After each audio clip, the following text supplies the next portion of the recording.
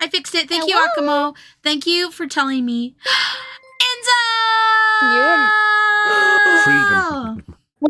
Wait. Hold on. Let me get a drink real quick. Hold on. no. Let me do this Oh, no. correctly. Guys, close your ears if you don't want to hear the peak. Also, I'm glad that we fixed the sound before Enzo came. They literally heard and then nothing. There was nothing, bro. It was very loud. It was so loud I couldn't keep up. Yeah, there's a noise gate. Hi, Enzo. Oh my gosh. You made it to a podcast live. This is awesome. How are you doing since I last saw you? Also, I would just like to tell you that I got the hard Sudoku in 8 minutes and 51 seconds today. Just so you know, Enzo. God, I don't understand that stuff. Yeah, rip her mic for real. Thank you. I did my math and I got it. It was so much easier. Typing about cola seeds. Nuts. Yeah.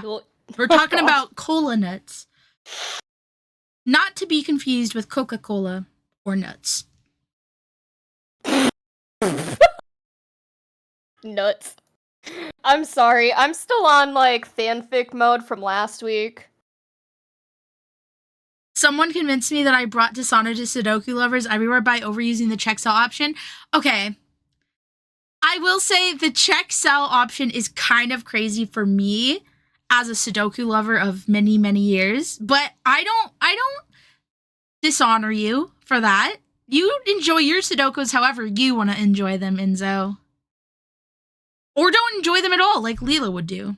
That's too much math. Except Lila did do it or will do it in an Nancy Drew game. I was gonna say I have not done it. You will do it in a Nancy Drew game. My boyfriend was doing Sudoku for fun the other day, and he got really excited about something, and I was just like, see, I don't understand. And I walked away. I was like, I don't understand, bro. Your boyfriend was also putting together a, like, fully white puzzle or something like that, right? Yeah, it was, like, all white with little black squiggles. Like, you know, like, when you're a kid and you just scratch all over the paper squiggles? It was literally just that. Yeah.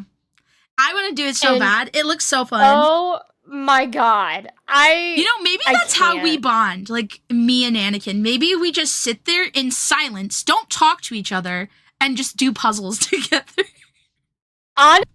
That would probably be, like, he would be grateful for that, because you know he hates small talk. I know! And I don't really like it much either, so we could just sit in silence and do a puzzle together. I feel like that's the best, like, thing we could do. Is that your wedding speech? Yeah.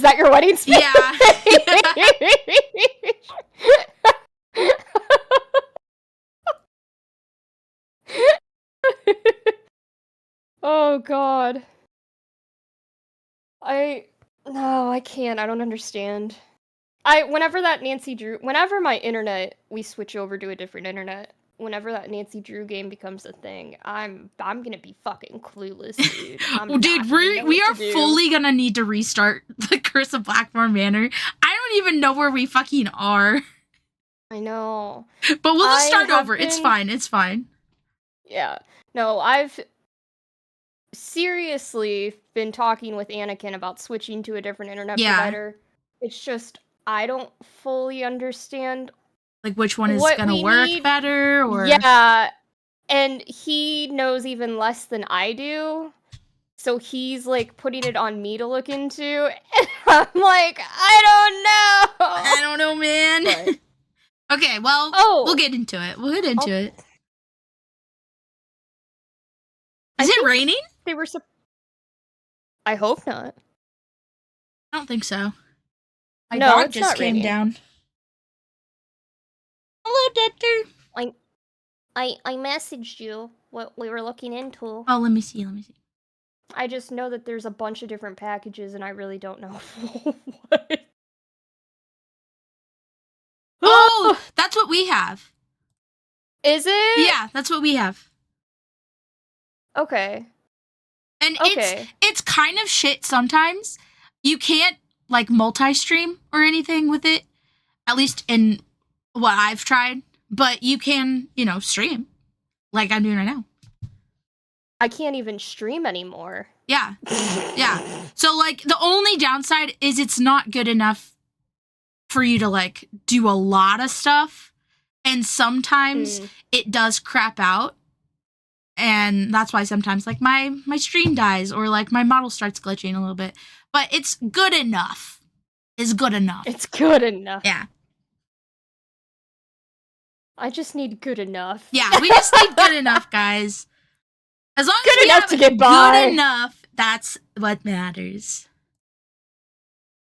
But yeah, today's gonna be a really cool topic. We were talking about it before we started stream, but a lot of people don't know much about Juneteenth. I knew like starting like probably like 5 years ago, but that's because I worked with children like books and children like literature, and children's literature is big about educating kids about a lot of different cultures and like all of the different holidays and that kind of stuff, especially in like a store where you can sell things. So I learned a lot about it when I worked there. I read a lot of kids' books about it. That's for sure. A lot of really great ones too.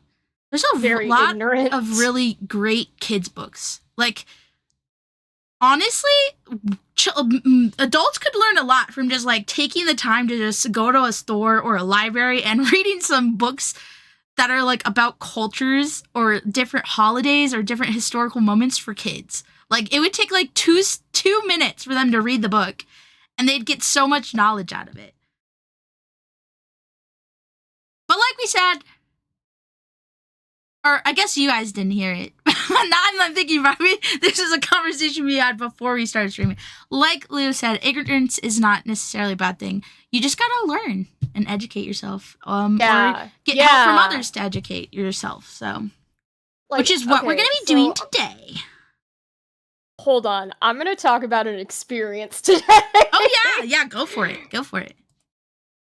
Everyone has to remember, out here in the corn. Yes.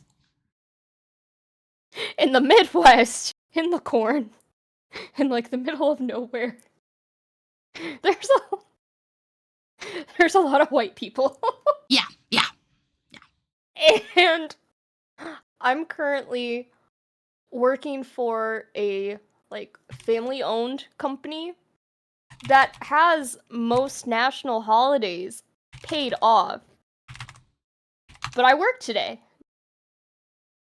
And I was just thinking about it, because I was talking with other people I worked with. There's literally only like 2 black people in the store, where I work, and our population one of them is 70% white. Jesus Christ! I didn't realize it. Oh my goodness. Yeah, because the high school we went to, it was a lot more diverse than the other ones, yeah. Yeah, diverse. But the younger guy that I work with, I don't know if he just wasn't being like, if he was just being chill about the whole Juneteenth thing, or if he like just genuinely didn't know much about it. Because, I mean, he knew about, like, the emancipation and stuff, but, like, I guess he told one of our other coworkers that he doesn't really understand why we celebrate it. And I was just like, oh no! I just learned a lot! I'm like, dude! Did you tell him? No, I didn't really get a chance to talk to him before I left. I texted him earlier, but... Oh yeah, he did. They don't teach Black history in school, just slavery. Oh god! That's true. That's true. They don't talk, I mean, it is like a part of slavery anyways though, so we should learn about it regardless, but I don't know. No, it was crazy because I was educating. I was like just talking about a bunch of stuff about the Yeah, at history work. at work to the younger guys because like I Your work with a model lot of isn't college moving. students. Oh, fuck, because I was on that text message. My bad. Okay. I was like, are you frozen? My bad. But yeah, I was just kind of like what like the more that I talked about it, they were like, "Oh. Oh. Yeah. Oh." It's like, "Yeah, I feel really ignorant too. It's okay." I only saw one person wearing a Juneteenth shirt. It was a customer. Yeah, Lila was practicing her ventriloquism. A ventriloquism. Yeah, we used to Oh have my gosh, I've like tables set up and displays set up for it like every year that people would like come in specifically to shop. But I mean, like you said, our town is very white. So it's just not like we don't have any parades, we don't have any celebrations around here like that are public celebrations. Like maybe families celebrate in their own homes or at their churches or whatever, but it's not like a public thing here. yeah. I mean, we don't have really anything Also, public. Like we don't have a pride parade. The only thing we have is like Veterans Day and stuff and Memorial Day. we don't have a pride parade, but there are pride events, Yeah. which I feel like is better than nothing. Yeah. And then did you know that we had a King's Day protest in our town? No. I had no idea. But yeah, downtown, we had a King's Day protest. I had no idea, but a girl that I work with was telling me. And I was like, "What? Oh. We did?" Yeah. Isn't that crazy? Had no idea. Yeah. That is crazy. Interesting. Ugh. Like the one that I'm was not gonna against lie. Trump, like the No Kings protest. Yeah. Oh, Yeah. I that didn't. I mean, one. there were like demonstrations across America. I just didn't realize that our little tiny corn town was involved. I know! But I feel like our tiny corn town near the big city Yeah. are very, well, you know. I mean, we've had protests about political things here before, so I'm not surprised. But the problem is, Yeah. the only way you ever know if anything's going on around here is if you check Facebook, and I don't have fucking Facebook, so. I use Facebook. I heard Or it was Snapchat. on Reddit. Snapchat also. Yeah. I think a lot of people talk about stuff like that on there. But yeah, no, I think have we no have a idea Reddit. anything's going on unless someone tells me. 'Cause I don't go on like social media as other than like as Sero. There's a drag show next month.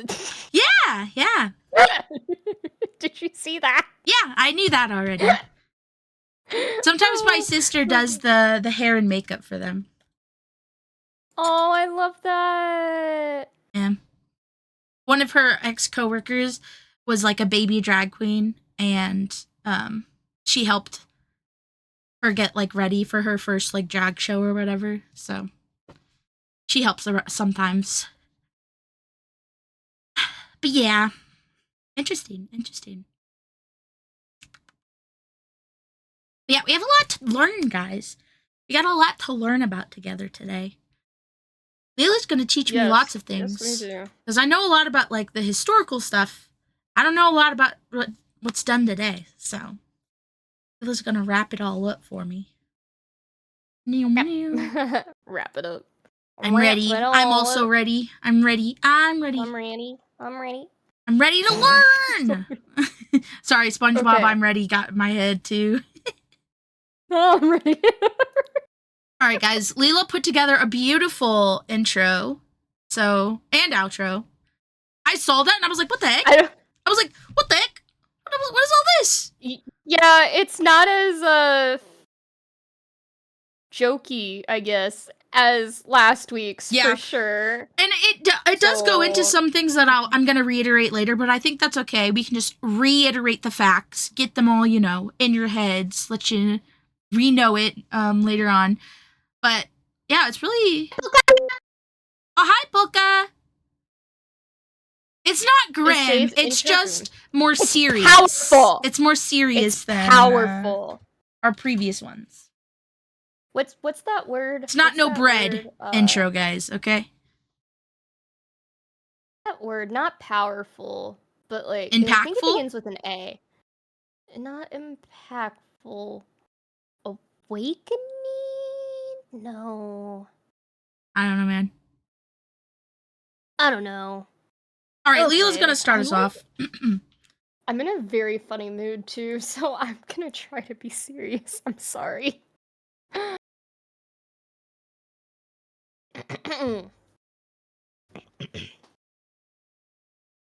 What to the slave is 4th of July? What have I, or those I represent, to do with your national independence? Are the great principles of political freedom and of national... Bring it back. Bring it back. We got this. We got this. Wait, how do I fuck up the word Natural. natural? Yeah, like how does that even happen? I thought you were trying to say national, maybe. I think that's what my head was thinking, because Yeah. national was literally in the same sentence. Yeah. Okay, back it up. We're redoing this. I'm gonna fucking get this. Okay. Okay.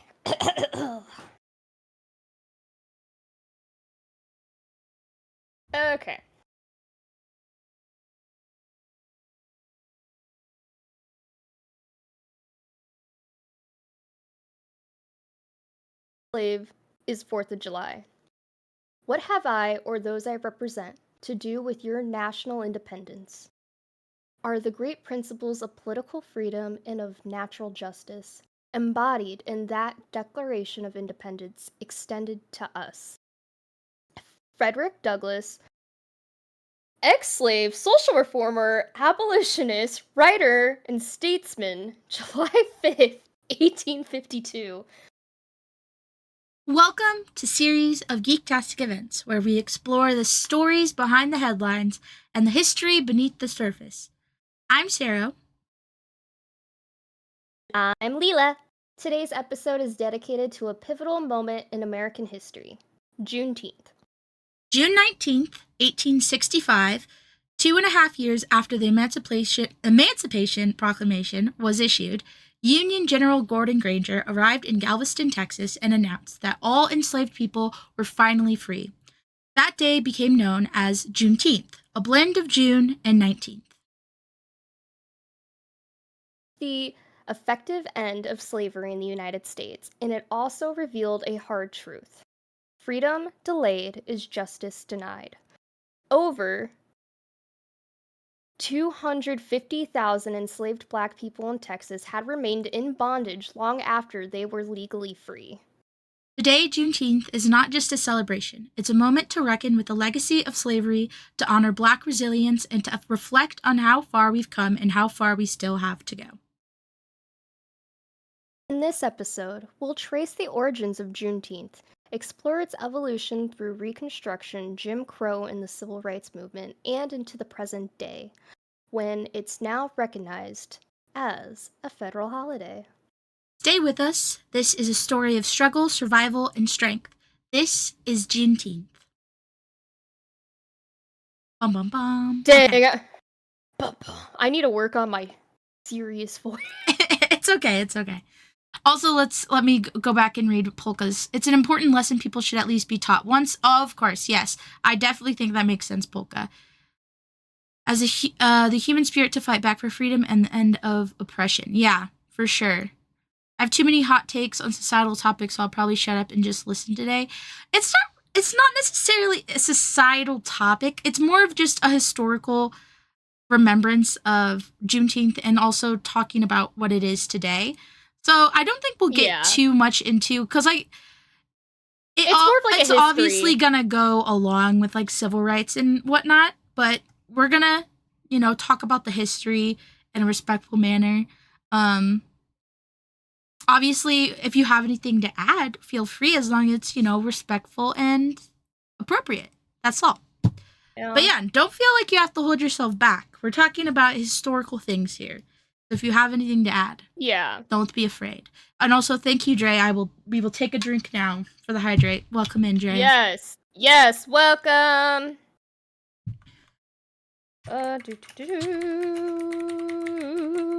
Also, you don't have your ears on. Fuck me. Don't actually. Lila, we can't make jokes like that today. This is not fan fiction episode. I know. Oh god, wrong button. Nope. Okay, there we go. Okay, y'all. I was drinking wine, okay? Okay. The excuses. Texas made Big Red. Yes, and I fucking love Big Red. I know you love Big Red. I will never forget that. Okay, God. Before we get into this very serious topic, small tangent for a story time. So, oh my god, that was my dad was born in Texas, and he didn't live there for very long, but he loved Big Red. And when I, was growing up, he would find Big Red amongst the it's very hard to find it sometimes, but you can get it occasionally. So we got Big Red, and during one of my sleepovers, we were it was the same night that we ate the 25 pieces of pizza or something. Yeah, we downed that shit. Yeah, we downed some pizza. We were crazy kids. Anyways, I was drinking a Big Red, and someone made a joke, and I spit out my Big Red. It's very red, guys. It's very red. And I spit it out, sprayed it all over our other best friend, who was wearing all white. Yeah! She was pissed! Yeah, she was pissed. But maybe that's why she wasn't our friend anymore. No. Yeah, no, that's the reason that she stopped being our friend. We could have been the series of geektastic trio instead of the duo. Imagine. Dude, I was gonna say triplets, but yeah. Oh god, she would never. She would never have done this. No, this still would have always been a duo. She would never. No, I feel like she probably would have made fun of us. Probably. I feel like her little sister would do it with us, though. Oh yeah. I feel like she would have liked it. But yeah, that's my Big Red. My Big Red story. I still love Big Red to this day. It's my second favorite soda, probably, right under root beer. I can't. I will never forget that. Yeah, no, me neither. It was an iconic moment. I still remember it just spraying all over her. Literally thought of it the other day just randomly and laughed to myself. That's iconic of you. But yeah, Big Red is from Texas, indeed. I used to go to Texas whenever I flew to California with my dad, but I haven't really been there for I have a ton of family there, but I know none of them. So yeah, I've never been, but I too also have family. Yeah. There. But I have a whole separate side of stuff. Family that I have no clue about. 'Cause that's where my biological grandfather is from. He was murdered there, guys. So what? Yeah, Sandy Cheeks is from Texas. Yeah, didn't I not tell you that? I don't remember this. Has Sero dropped this lore that her grandfather was murdered in Texas? Yeah, when we were doing our heritage thing. I talked about it, I thought. I don't remember this. Yeah, he was murdered by his girlfriend or something at the time. Oh my Jesus. I don't know. I've never met him. Just casually mentioned it before. I didn't even know he was shit. my grandpa until I was like way older, because my dad took his stepdad's last name. He was adopted by him, so like I always thought that my grandpa I do remember that. was like my blood grandpa. That. So I didn't even know this other guy existed. And then I go searching and I see he's fucking been murdered. I found his death certificate and everything. I was like, what? Damn. I was like, what is happening? And then my grandma was like, oh yeah, his girlfriend murdered him. It's like, okay, grandma. He wasn't a good man, guys. Don't worry. It's not like a traumatic thing. He's not like, he wasn't a good guy. So the family was not like traumatized. Legit, like the lore that grandmothers drop is so fucking wild. My grandma kidnapped my dad and my aunt. She's literally kidnapped I could make a joke. I could make a joke right now. What joke? I'm gonna message you it. Okay. She kidnapped them, but because she crossed state lines, they stopped they like weren't gonna deal with it because it was like they knew that the birth mother had like taken them. So, yeah, it was crazy. She told me the whole story. I was like, what the fuck? Bro, that's crazy. What's my joke? I didn't know if it was appropriate. But yeah, grandparents' lore goes crazy sometimes. Like my grandpa on my mom's side will tell me like stories from when he was in the Navy. Crazy shit.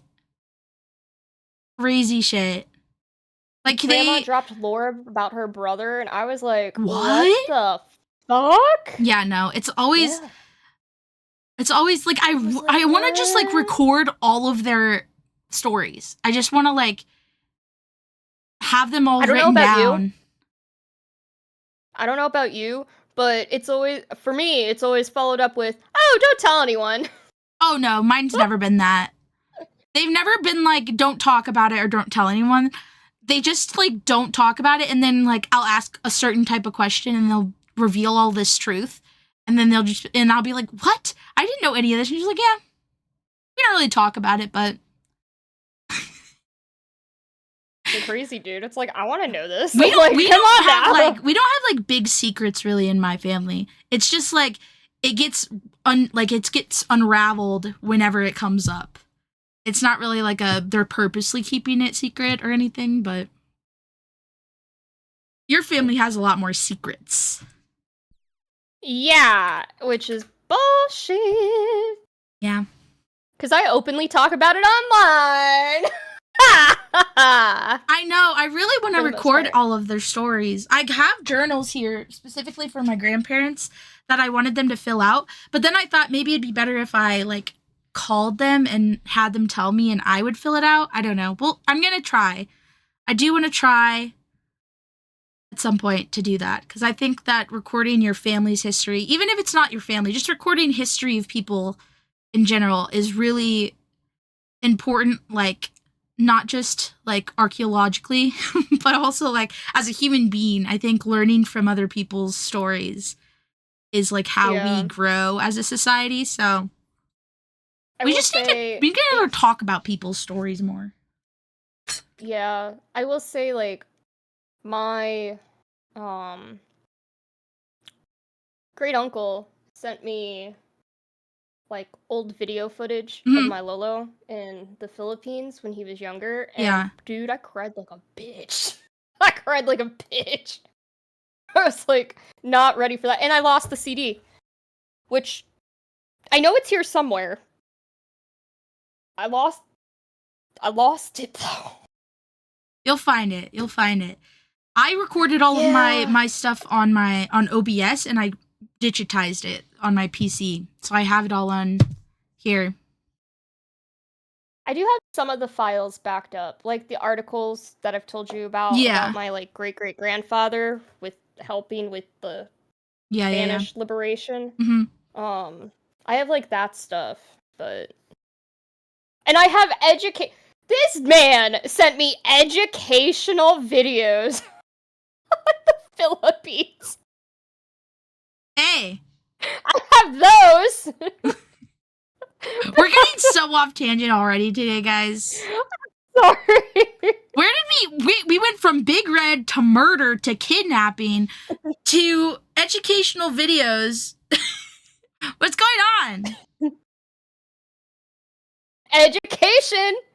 Anyways, Why does education connection ring a bell? Education for free education connection. Connection. Oh, yeah, get connected. Yeah.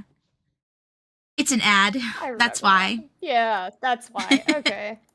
I was really hoping I didn't just like say something that would have just died. No, it's an ad. It's an ad. Okay. I remember there being a rock one too, but I don't remember it by heart. Oh god. Okay, let's get into today's topic, guys. Let's get off this tangent track. Let me get a drink of water real quick. Okay, so before we get into the actual day, I do want to briefly go over what happened before June 19th so that we kind of have some context to what's going to happen next. Yeah. So, what happened before Juneteenth? So, on December 31st of 1862, enslaved and free Black Americans across the country gathered in churches and homes, many in secret, to sing and pray and wait the news that the Emancipation Proclamation had been signed into effect. So, months before this, President Abraham Lincoln had issued the executive order that declared enslaved people in the rebelling Confederate States legally free.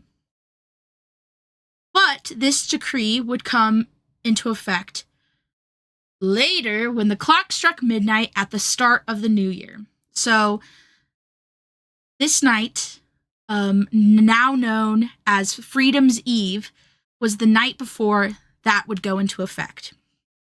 And they were all gathering and waiting. And I even have a quote from Frederick Douglass, who spent the night in Boston that night, who wrote, "We were waiting and listening as for a bolt from the sky, which should rend the fetters of 4 millions of slaves."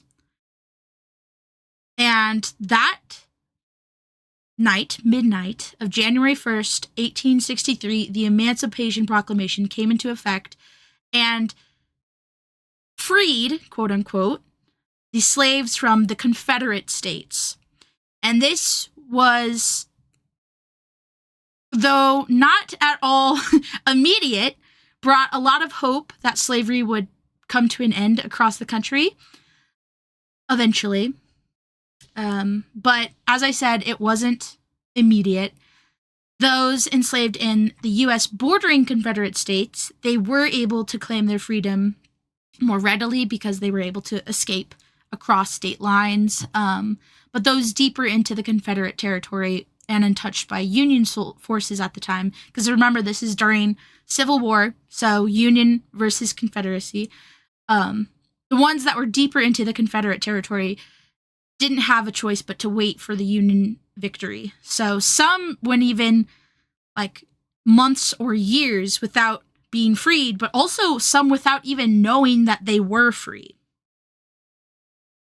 For context, how big was the American population at the time in total? Let's see. America. That's a good question. During Civil War population. Let's see.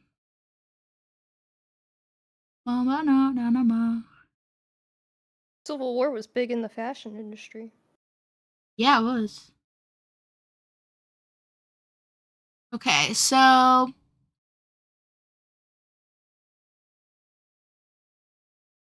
about 20 million in the Union states and 11 million in the Confederate states.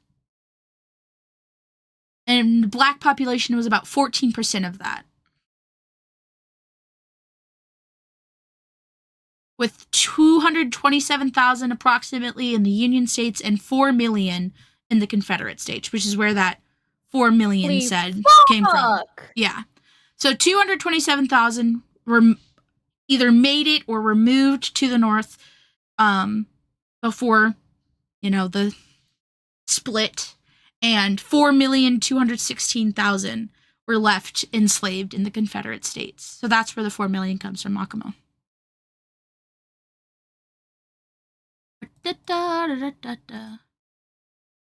Yeah, a very different disparity there for population-wise. And this is the Proclamation of Emancipation, guys, on the screen here. Not it. That's not what I was looking for. Oh, I don't think I have a picture for that. Okay. So, yes. They were emancipated, quote unquote, January 1st, 1863. But, like I said, in the deeper states, particularly we're going to talk about Texas, because it was the westmost state, that freedom was not seen for like 2.5 years. So that's where June 19th comes in. June 19th, 1865, so 2.5 years after their emancipation, the Union General Gordon Granger, along with 2 transports of colored troops, as historian Elizabeth Hayes Turner likes to point out, which that's a good thing to point out, because as they were freeing people from the Confederate States, a lot of the black slaves that were like recently freed would then join the Union soldiers and become part of the U.S.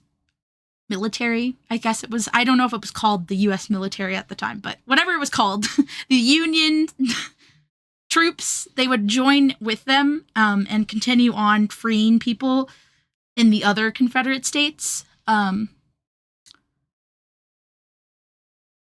What was I going to say? Oh yeah, so they march on. Like, I don't know. They march on to Galveston, Texas, not Galveston, like Lila tried to make a joke about on our dog. Oh, yeah. Galveston, Texas, and they announced to more than 250,000 slaves they were free under executive decree. So after 2.5 years, they finally were decreed free by the general. And this is exactly what he said. The people of Texas are informed that in accordance with the proclamation from the executive of the United States, all slaves are free. This involves an absolute equality of rights and rights of property between former masters and slaves, and the connection, therefore, existing between them becomes that between employer and hired laborer.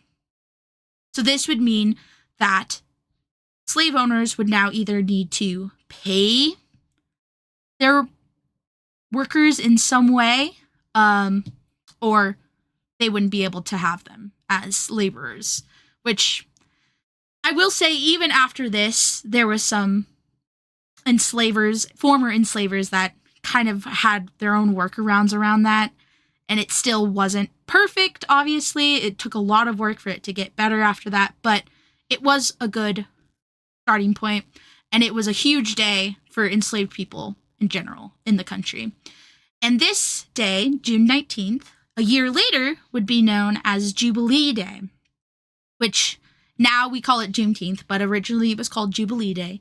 And it was called then as a celebration by the newly freed people in Texas.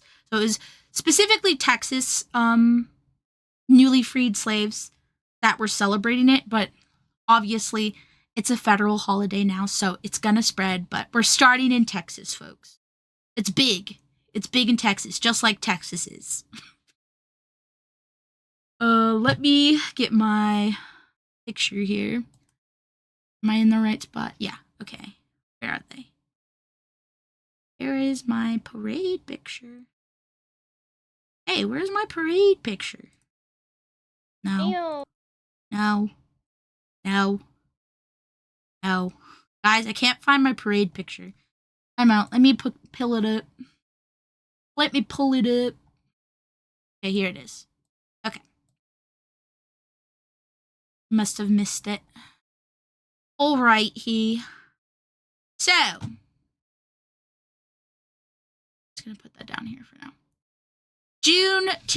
Juneteenth, aka Jubilee Day, as of right now, was very community-based.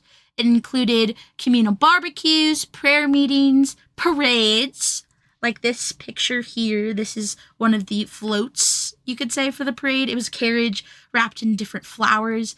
And those two right there are actually Martha Yates and Pinky Yates, who were the daughters of Reverend Jack Yates, who I'll get into in a little bit. But iconic figure during this time. And those are his two daughters there in one of the parade floats. They also sang spirituals as well. And it also eventually started to include baseball and fishing and even rodeos, which is so Texas. I didn't even think about it, but like rodeos are so Texas. That's so great. I love it. There was also something that I didn't see a lot of information about, but there were some who would do like pilgrimages every year from wherever they lived to Galveston to celebrate and commemorate their freedom. Not a whole lot of people did it, from what I could tell, but it was a tradition for some, and I don't think many do it now, if any.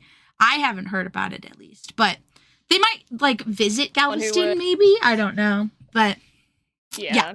But back then there were pilgrimages as well to Galveston. They would also dress in their finest clothes, which you can kind of tell here from the girls.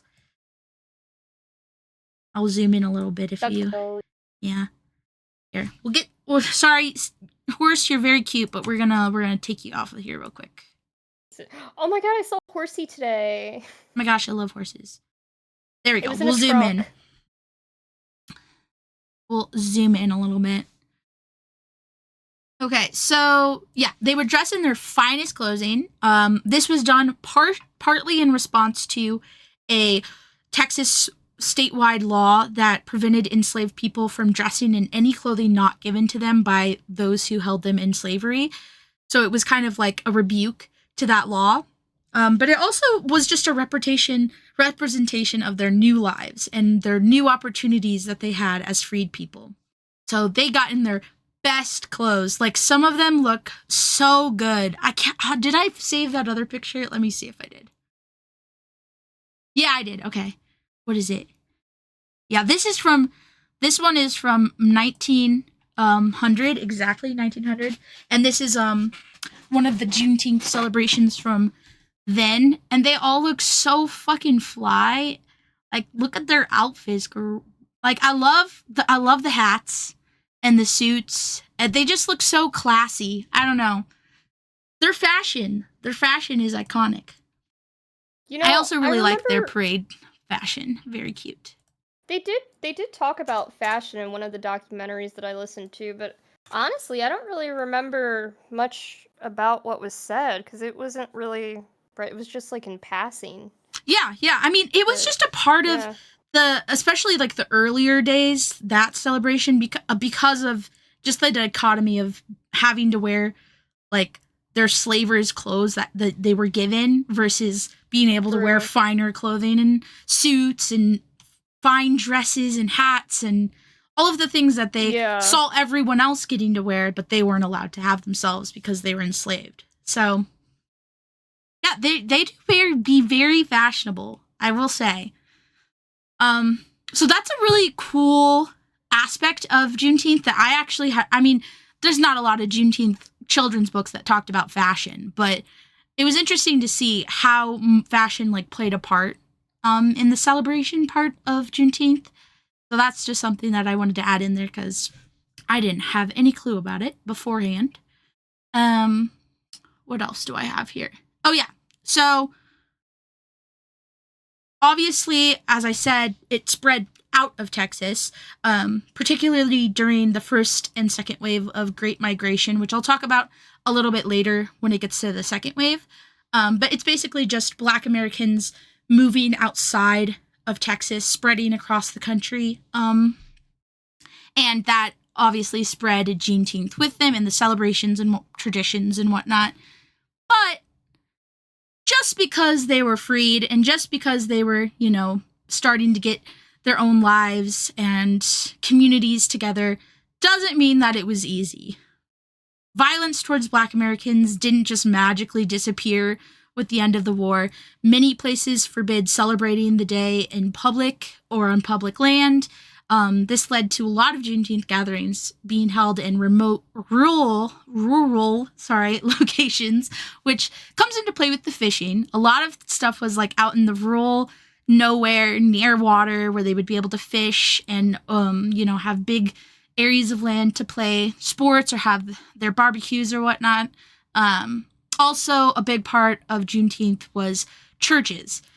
Churches would just, even if it was a small church with not a lot of grounds, they would try to host as many people as they could for the celebration in their communities. So they found ways to do it, but it was not at all easy. And so that leads me to parks. Lots and lots of parks. I'm going to let Lila talk about most of the parks that we get into, but the one that I wanted to talk about... Probably going to be ones I forget. Yeah, I'll fill in if I have anything else in my head. But the one I wanted to talk about for sure was the very first, if not one, or not the very first, one of the very first. I can't declare it was the first, but it was definitely one of the very first parks that was specifically for Black folk in the communities, Juneteenth, and being able to celebrate amongst each other publicly. So in 1872, let me get a picture here. There he is, folks. In 1872, Black leaders in Houston, Texas, looked to establish a permanent place for Juneteenth celebrations. So Richard Allen, Richard Brock, and the man pictured here, Reverend Jack Yates, and also Elias Dibble, those four men all together bought a 10-acre piece of parkland with $800, which would have been $21,000 today. So they got their money together.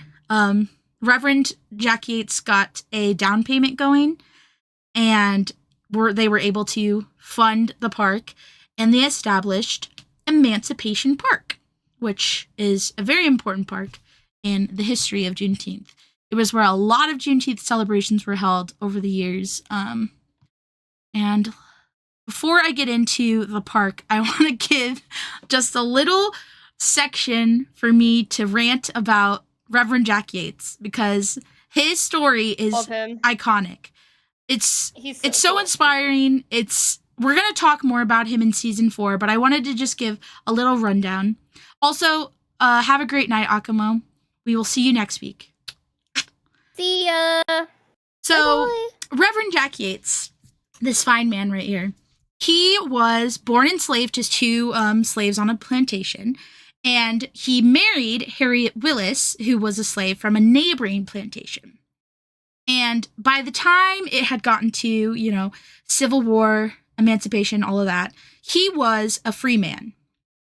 His wife, on the other hand, was still a slave, and so were his children under her enslaver. So when emancipation started getting a little too close to his home, the enslaver moved his plantation to Texas. And Yates, who again I'm going to say was a free man at the time, asked the enslaver to re-enslave him so that he could be with his family in Texas.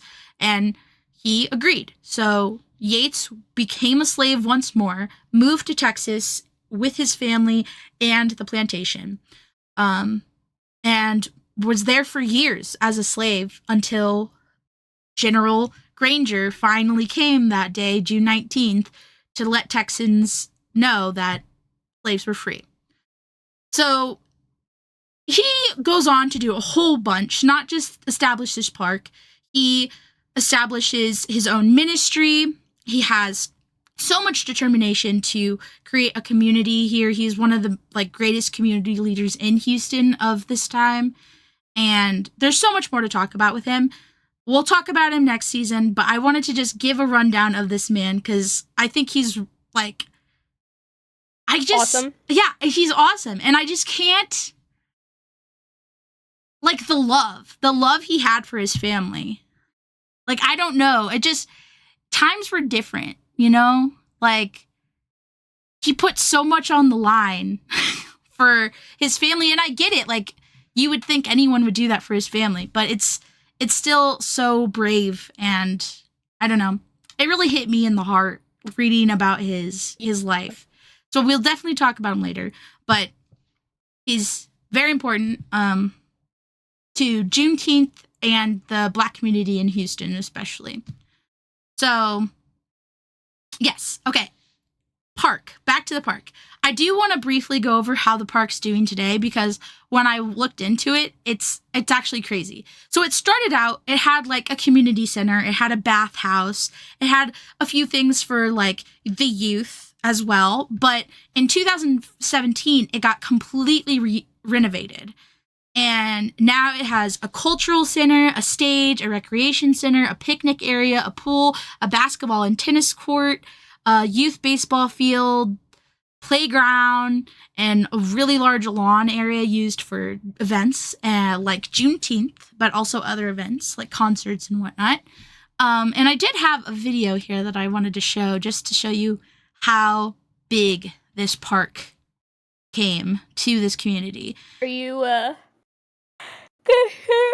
Yeah, I'll stream it to you. Crap, I am so sorry, guys. Nyom. Alright, let me pause. Okay, let me stream it to Lila first.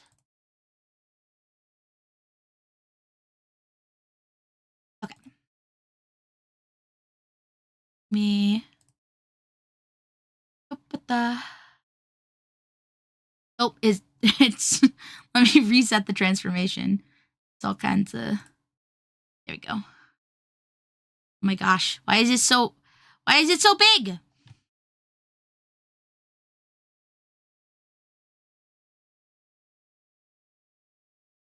Okay. There we go. Okay, and now I'll put on the music too. I'll put it on music though, just in case it has copyright stuff. We've been having issues with our copyright, so I'm trying to avoid having to mute things after. All right, here we go.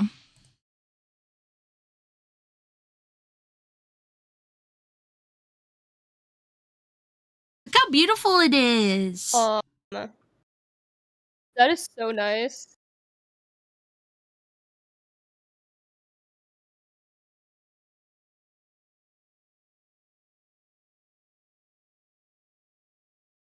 Yeah, there's their pool.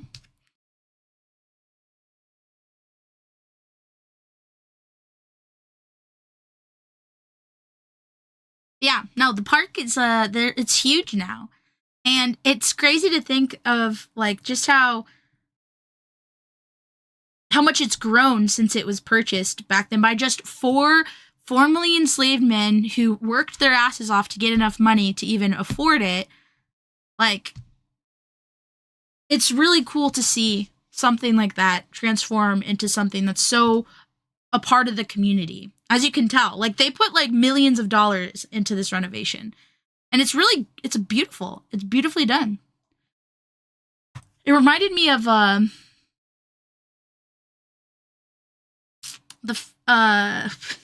this is so random. It reminded me of this couple that was on HGTV who had their own like center eventually that they house like stores and stuff in. I don't know. It had the same like aesthetics, but it was really that too is really beautifully made. So that's why it reminded me of that. But yeah, so that's the park that I wanted to talk about. It's only one of the first, so there's many parks later to be mentioned, like Booker T. Washington Park. There was another park in Houston that was also, or not, maybe not Houston. It might have been somewhere else in Texas, but it was also called Emancipation Park, I believe. But that one was bought out to build like houses on. There's plenty of other ones though, but this is like the one that I wanted to mention. It's and the one then, that I feel like is brought up in most of the docs and stuff too. For sure. Yeah. Yeah. And then I guess we should just do this one now, since I need to pull up another video, so I might as well just do this again. Okay, Stop.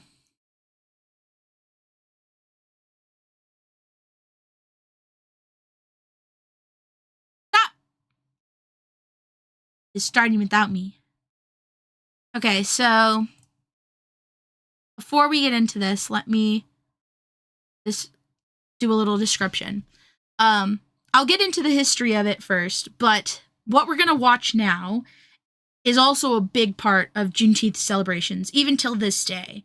This song is Lift Every Voice and Sing, which is considered the Black national anthem.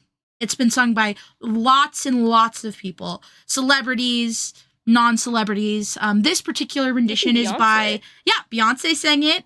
This one is by Alicia Keys. And it's beautifully made. The director of this video made it beautifully. But yeah, so another big part of Juneteenth is this song. So we're going to listen to it, and then I'll talk about the history after.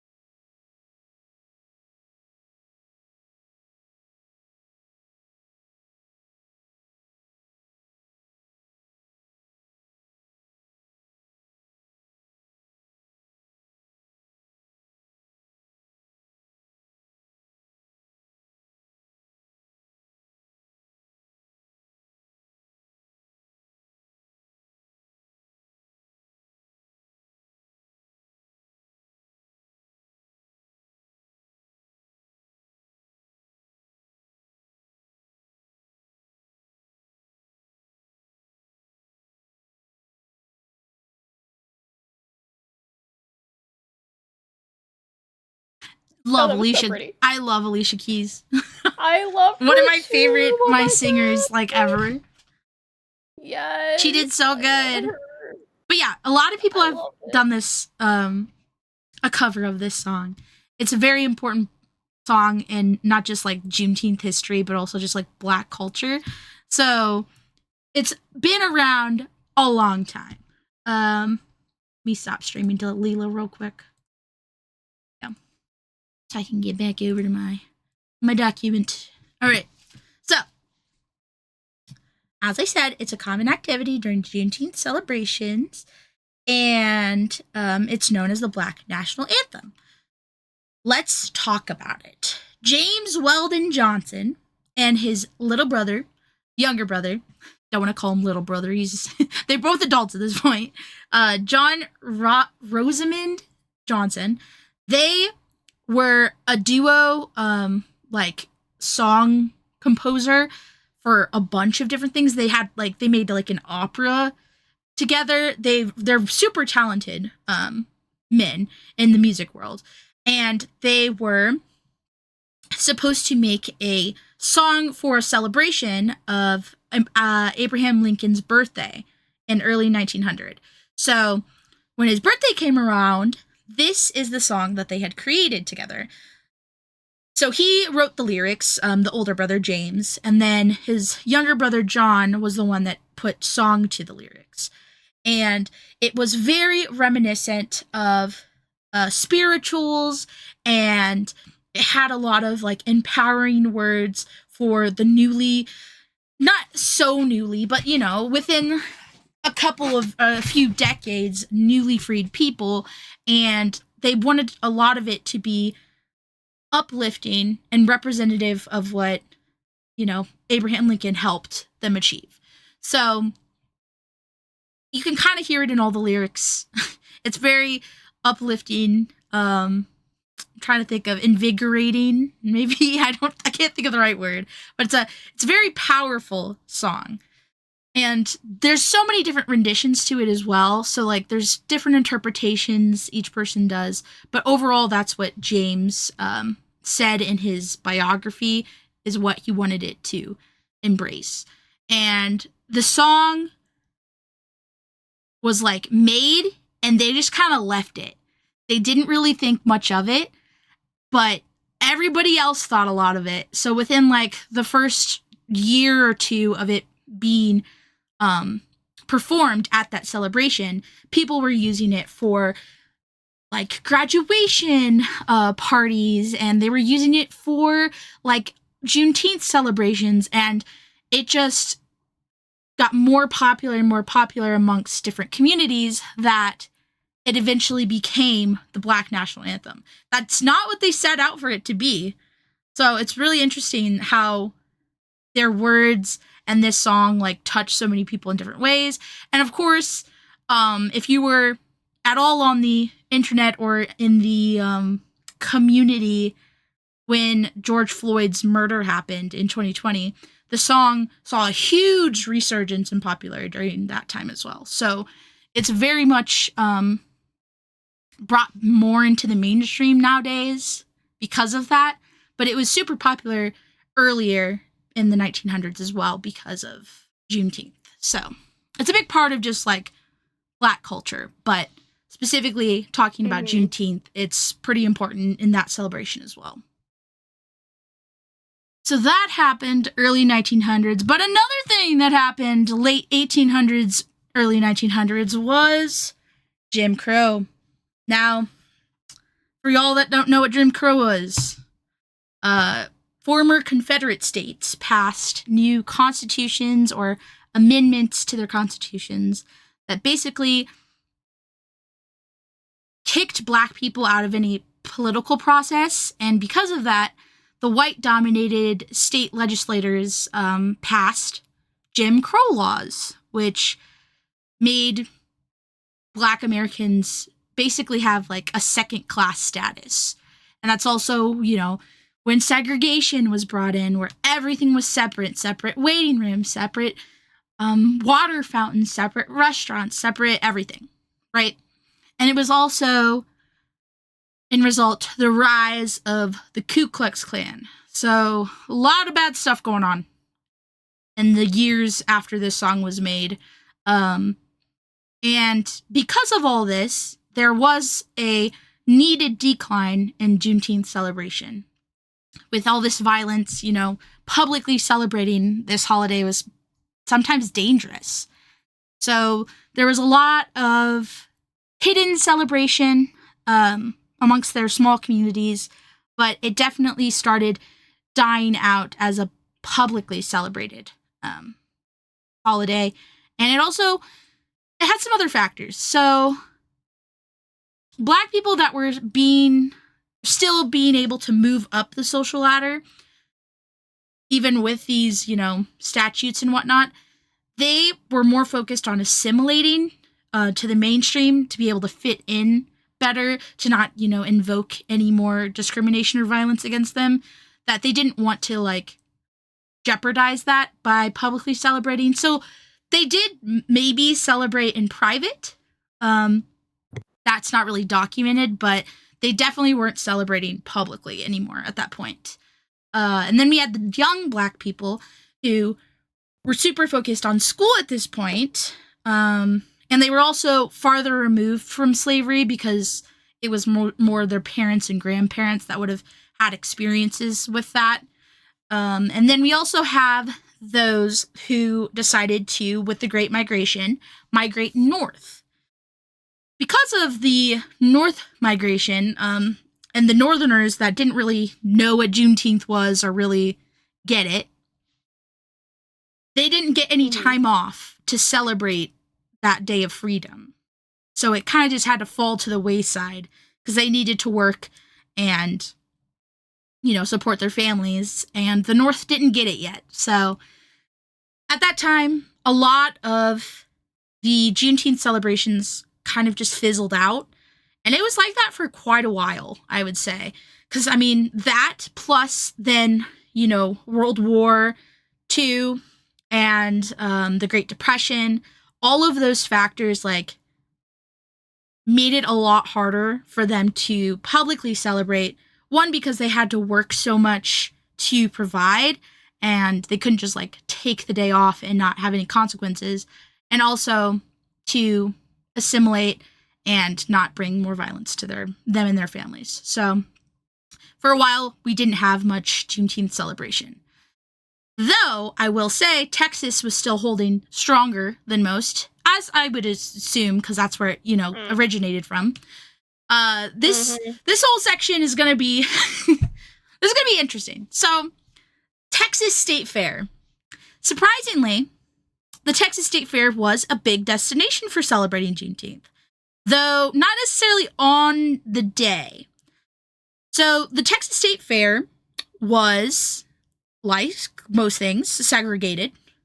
And it had a segregated fair day for Black people called Negro Achievement Day, or colloquially, I'm not going to say the word, but the N-word day is what they would call it. And that was the only day that Black people were allowed to go to the fair.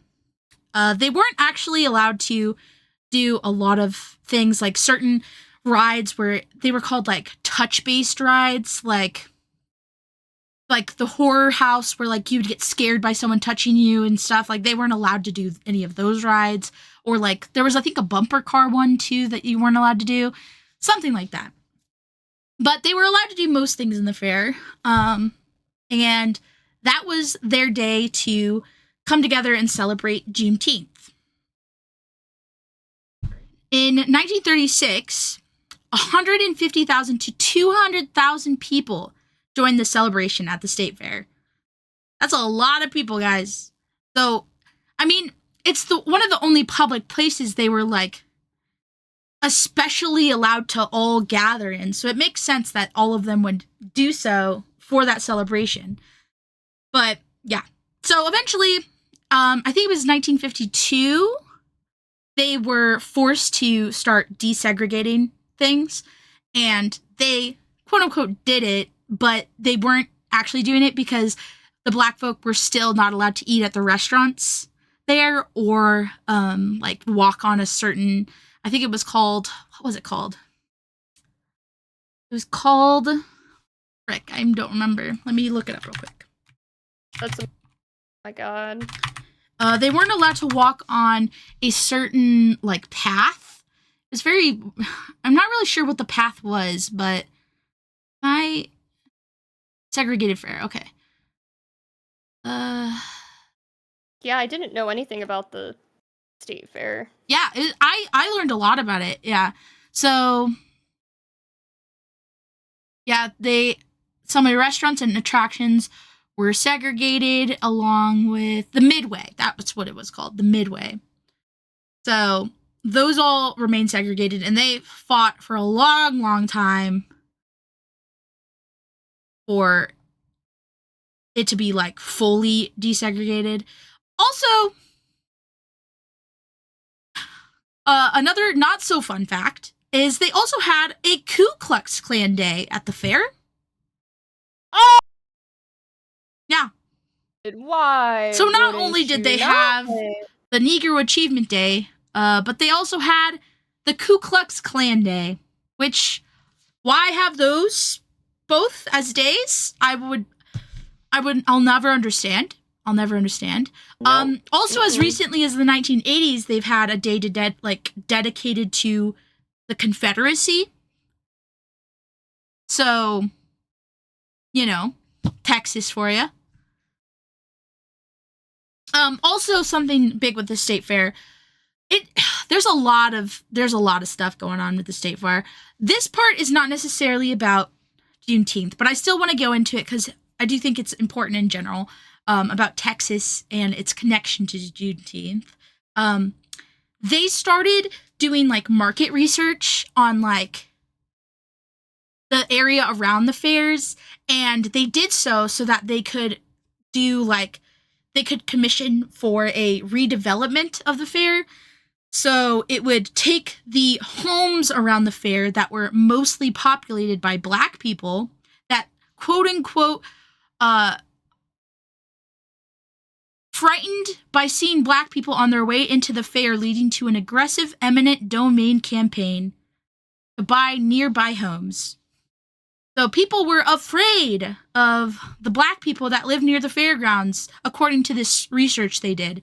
So they had to take away all the homes and make them fenced parking lots. Oh my fucking god. Yeah. So that was in 1966. Yeah, this fair has a lot going on with it. They got like lawsuits out the wazoo. They got so much going on. I don't even know. But regardless, at the time, it was a great place to gather. Even though it was segregated, it was still a great place for them to be able to celebrate publicly together. So they did use it during the 1930s through 40s, 50s-ish. But yes, that's the Texas State Fair for you, folks. Crazy. Yeah, crazy, genuinely. I have that yet? No. Okay. So also I wanted to talk about Great Migration, right? So like I said, there's two waves. The second wave was from around 1940 through 1970. And that particular wave, more than 5 million Black people left Texas, Louisiana, and other parts of the South for the North and the West Coast. So this spread Juneteenth again to other states through the northern area of the United States along with the West. So that's also when San Diego had its first Juneteenth introduced to them, and San Francisco, I think, was one of them. A lot of different places were getting to know what Juneteenth was and learning about its culture and starting to celebrate it more. And those in the North also were spreading it, but again, like I said, Northern bosses didn't really recognize it as a holiday, so they didn't really have much ability to observe it as the holiday. And this is also during the time that the Civil Rights Movement was going on. So that took a lot of the focal point away from Juneteenth and focused in on civil rights, which I think was necessary at the time. But that also meant that the holiday and the celebration of it declined a lot for some time after that as well. So, I mean, it really had a lot to deal with over the years. Like, it had Jim Crow, it had the Great Migration, both waves, the Great Depression, the World Wars. Juneteenth managed to survive all of that and still be celebrated widely today. And a large part of that is because of Texas. Texas is surprisingly, particularly Black American Texans are very important to Juneteenth and the continued celebration of it. Like, without them, I don't think it would have made it through all of that stuff. Because Texans really stuck with, like, hey guys, this is important. You should know about this. Don't forget. And kind of like reacquainted people, or like reignited people's love for it or ability to celebrate it. It just, without them, it really wouldn't have been done. And they also were a big part of it becoming a holiday state-wise and federal-wise. So, state-wise, I'm going to talk about that. I'm going to let Lila talk about the federal part of things. But state-wise, we're going to talk about Democratic State Representative Al Edwards, who was from Houston. Let me get a picture of him here. There he is, speaking. And that little boy there, I think the one directly on his right, he is who currently heads all of the Al Edwards stuff. But let's talk about it. Okay, so 1979, Al Edwards of Houston successfully sponsored legislation to make Juneteenth a paid Texas state holiday. So this was the first state to recognize Juneteenth as a holiday and for it to be paid. So, big stuff there. But he also began hosting a prayer breakfast and commemorative celebration on the grounds of his home, the 1859 home of Ashton Villa, which was one of the few existing buildings from the Civil War. Oh, thank you. I will hydrate. Hydrate. So, this building was a huge part of history, and it was a popular local myth that it was the location of Major General Granger's order, like that officially freed the slaves of Texas. So everyone was, this house was iconic. So he would host this celebration every year, and he would also include a local historian dressed as the Union general reading the General Order Number 3, which is what I read earlier, from the second-story balcony. He also would have someone read the Emancipation Proclamation, and other speeches were made by representatives and historians and whatnot. And after he died of natural causes in 2020, at the age of 83, so he lived quite a long while, his annual prayer breakfast and commemorative celebration was continued by his son, Jason Edwards, who is one of the little children here in the picture. I don't know which one it is. Might be the older one. I can't tell. I'm not sure. But one of the kids here is now in charge of the breakfast and commemorative celebration, and also the head of like a organization that was formed around Al Edwards as well.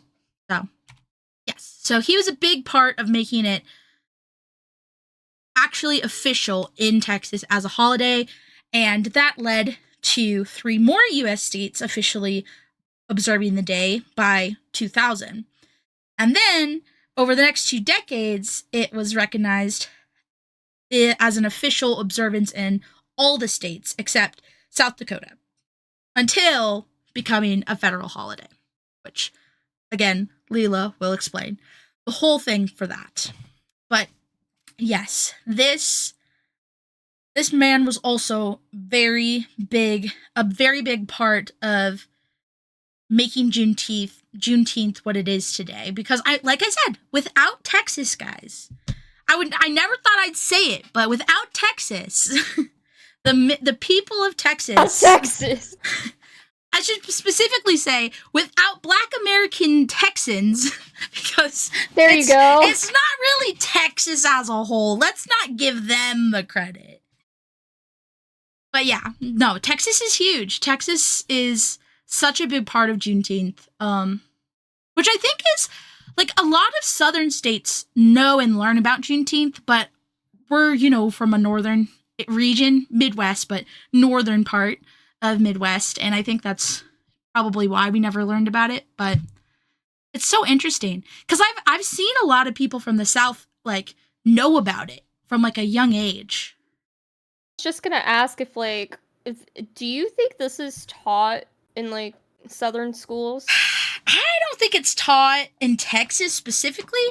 Because Texas, okay. The thing about Texas and like textbooks and like schooling is it is kind of horribly regulated and like messed around with sometimes. I'll be right back. No, you're fine.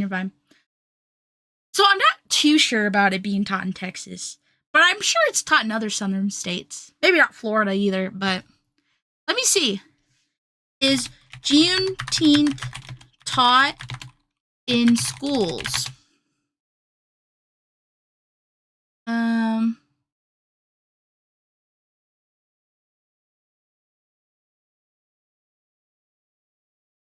In the South. Let's specify what I'm saying.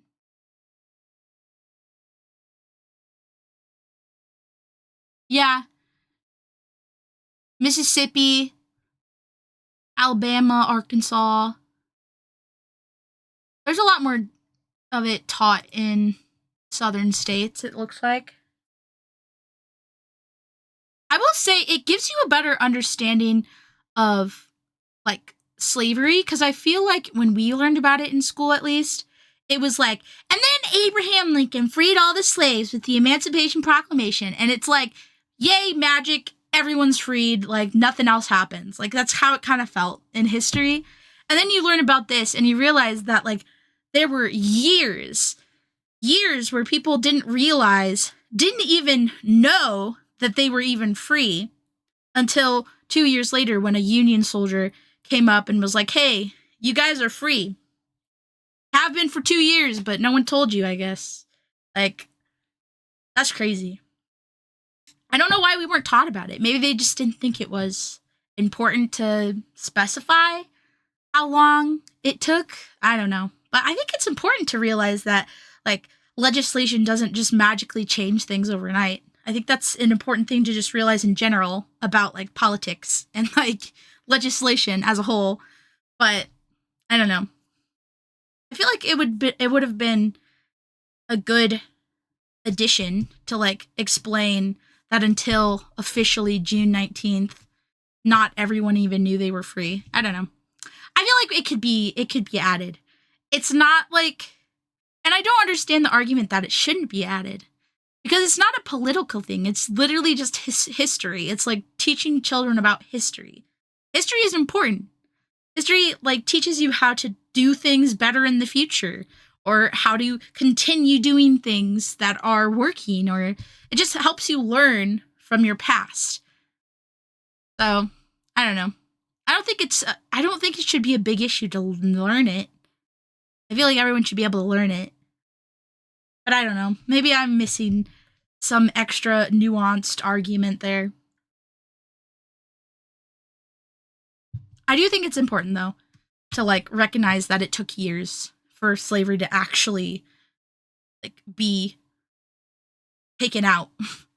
Also, like, with the 13th Amendment, you have to, like, I don't know, did we talk about it at all? Because, like, Emancipation Proclamation happened, but then 13th Amendment happened. Was that also 65? Let's see.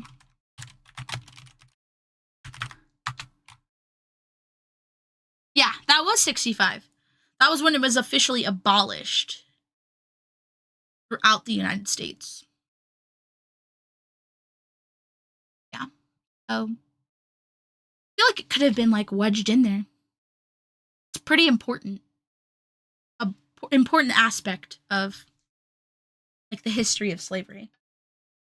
But I also think maybe that some people are learning about it, but they're not given the name of its, like, commemoration. Like, they're just kind of breezing over, like, the significance of it. I don't know. I'm not sure. But regardless, it is an important holiday to a pretty large community, so I feel like everyone should know about it. That's just my opinion, though.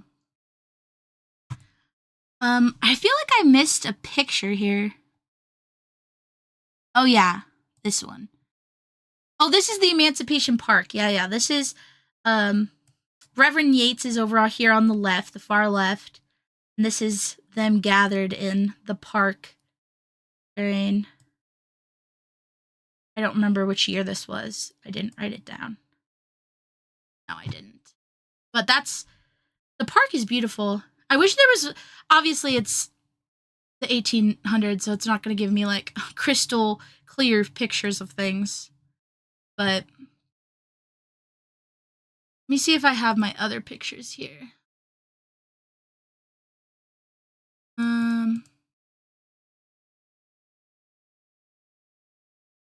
Oh, I do have something that I can talk about while Lila's gone. Talk about this. Hi. Oh, hi! Are you back? Dude, it was so weird. All of a sudden, a weird noise, like, was in the room with me, and I was like, Ugh. I don't know why, but the first thing I thought of was Annabelle. And I was like, not okay. And so turns out the printer just like randomly decided to make noise and scare the shit out of me. And then I had to also pee, not related to that. Maybe it is. I don't know. But then Anakin is home, so I was like, "Oh, hey," because I haven't seen you all day. And then I Yeah. was like, "I gotta pee," and then I came back. Oh, But yeah, okay. no, it all started with I the first thing I thought of was fucking Annabelle, dude. I'm not okay. Annabelle's coming to our state, and I'm not okay about it. Yeah, Lila's been texting me about it. She sent me some creepy like video or picture the other day, and I was like, "Why did she send me this picture?" Gross. Go look. Was it the it wasn't the go real look. Annabelle though. It was the prop one that you sent me. The picture of it. I don't remember where it was from. Oh, no. Okay, I sent you a TikTok. Dude, there's okay, you know those like real life dolls? Uh-huh. Sorry guys, side tangent. Those real life dolls, somebody actually got arrested recently because her dolls were linked to actual missing children, like the teeth and hair. Ugh. And she claims like she had nothing to do with the missing children and their like obvious deaths. Yeah. That she like was sold the things, but dude, it's fucking crazy. That's what I sent you. But yeah, it does look like Annabelle. It looks fucking creepy as shit. Yeah, it's creepy. And like some parents are like, "Oh, like I'm keeping this. This is the only thing I have left of my child." And this other guy was like, "No, fuck this stupid doll. I want my actual child back." Yeah, no. Like, oh my god. But yeah, no, it was really creepy because she was using like, because some of them do use like real hair and teeth. Like Yeah. they do use real hair and teeth to make it more realistic. But I was like, oh, multiple of her dolls are connected to missing children. That is sus. Cold cases. Yeah. Yeah. That's a Criminal Minds episode. Oh yeah, no, 100%. 100%. But yeah, no, that's what I sent you. Were you gonna talk about the Freedom Tree? I don't have anything about it yet, so you can talk about it if you want. Like, that's the only area I don't really have anything written yet. Okay. Well, I have pictures up right now. I was just gonna talk about it if you weren't gonna come back soon. Oh yeah, no. You can go ahead and talk about it. I just wanted, like, there were a couple places that I wrote down that I wanted us to collectively talk about in general. Yeah. Freedom Tree being one of them, Memorial Park being one of them. Like, that sort of thing. Yeah. So, yeah. Okay, well then we'll briefly just talk about this before I hand the reins over to Lila over there. But I was actually watching a interview on like a local news station on YouTube about this, and there was a black man who was like taught history in Missouri. Is it Missouri, Texas? Missouri City, Texas? Where the fuck? Yeah, Missouri City, Texas. And he had no clue about this tree. Like, he was learning about it on the news. And he felt like, he was like, I literally teach history and I had no idea about this. So he was learning too in that video. I was like, wow, that's crazy. But I mean, I feel like that's the same, like, I don't know all of the historical sites in my town. Like, there's a million here. Like, I live in a very historical town, so... We do. Like we got plaques everywhere. Yeah. Oh my god, there's so many cemeteries that are historical with historical people. Yeah. But bro, speaking of, this tree is so beautiful. Look at this tree. Oh. Look at it. Look at it, Lila. It is. It's so big. I mean, it's old as heck. It's really pretty. What kind of tree is it? Do we know? Does it say? It's documented in the National of Historic Trees. It doesn't say what kind of tree it is. You see. It surprises me. You would think that it would. It doesn't say what kind of tree it is. What were you gonna say? I was gonna say that as a project in high school, an American history project, Mhm. we had to go find one of those important historical people that is buried in our town Oh, really? and take a picture. Yeah, take a picture at the grave. But there ended up being like a 1 and a 2 or like a similar name. So me and 2 other people, one of them being, I'm going to send you a message of who it was Okay. just so you can The understand context. of Oh, who okay. I was with. Oh! Did Yeah. he scare you? Dude, we took a picture, right? And there's a fucking orb! No. There's an orb in the picture, and we didn't even know until afterwards. But it was like at night too, so I was like, cause you know how I get scared easily. Yeah. I was fucking terrified. Bro, I can't imagine. Terrified. I don't remember who the other person was that we were with, but that person I sent you alone, like, Yeah. you know. I know. Oh my god. No help, I was... that's for sure. Mm-hmm. No help in that situation. Probably made it worse. Yeah! Guys, there was an orb! Sorry, I'm filling up my water bottle if you hear my water filling noises. I did hear it. You know. Okay, it's full. Yay! I've drank 3 water bottles full today. Oh, I'm so proud of you. Thank you. I'm trying my best, I guys. downloaded an app. It's like a You water your water llama plants? app. Oh no. Oh. It's a water llama app. Do you water a llama? Yeah, and like Oh. other animals. Oh, okay. And you can have different things for like coffee, tea, and all that stuff too, and it counts it as well. Oh, interesting. I've seen the water I paid for a plants lifetime one. membership. Oh! It was like $8 for a lifetime. Lila, how long? Anakin was not happy with me. You better use that app every single day, bro. For the rest of your life. I was. Well, because it's attached to my watch. Yeah. So me and Anakin had the same reaction. I was like, what? $8? That's the second lifetime subscription I just bought. I haven't even used the other app. Stop! Stop buying apps! Only use free shit! It's a problem.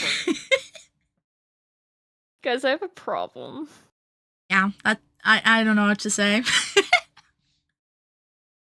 Anyways, the Freedom Tree, guys. So I'm just gonna read the plaque, so that we can just get all the information here right from the source. So, in January of 1860, Edward Palmer purchased 640 acres from David Bright, one of Stephen F. Austin's old 300, for $6,000 to create the Palmer Plantation. In October of that year, he was also elected judge of the 7th Judicial District of Texas. Cool. Now on to the real important stuff. 2 years later, in January of 1862, Judge Palmer died, followed 3 years later by his wife, leaving the Palmer Plantation to their 14-year-old daughter, Betty Palmer. As the Civil War came to its conclusion, General Gordon Granger arrived in Galveston on June 19th, 1865, and officially put an end to slavery in Texas. General Granger's proclamation formed the basis for what are the annual Juneteenth festivities, which celebrate the abolition of slavery in the Lone Star State. On an early summer day, the white overseer and Ed Gibbs, who had been the personal driver for Judge Palmer as well as leader of the slaves on the Palmer Plantation, gathered all of the workers together under the the branches of this tree, announcing their freedom as individuals. He further announced that planting and cultivation would continue, and that they were welcome to stay on the Palmer plantation land to live and work if they chose. Their only wages were going to be a share of the crop, which is better than some. Some enslavers were like, you have to work for free. And they were like, no. And they got the heck out. Like Reverend Yates, his enslaver was like, you can stay here if you work for free. And he was like, no, I'm moving. So he went to Houston. But, shit, I'm out. Yeah, no. So it was in this light that slavery ended on the Palmer land beneath the spreading bout of the freedom tree. And may it stand ever proudly as a symbol of our freedom as Americans. So this tree is like the perfect symbol of the end of slavery in Texas. It's a beautiful tree too. It's so freaking old, this tree then. It was like 1865 when they were talking about this. That's like hundreds of years, well, 100 and something years. That's a lot of years, guys. But yeah, this is another big monument that is a part of Juneteenth. But it also is going to be being made into a park. I don't know if it already has been. I think it had broken ground like this year, maybe. Let me see. Freedom Park.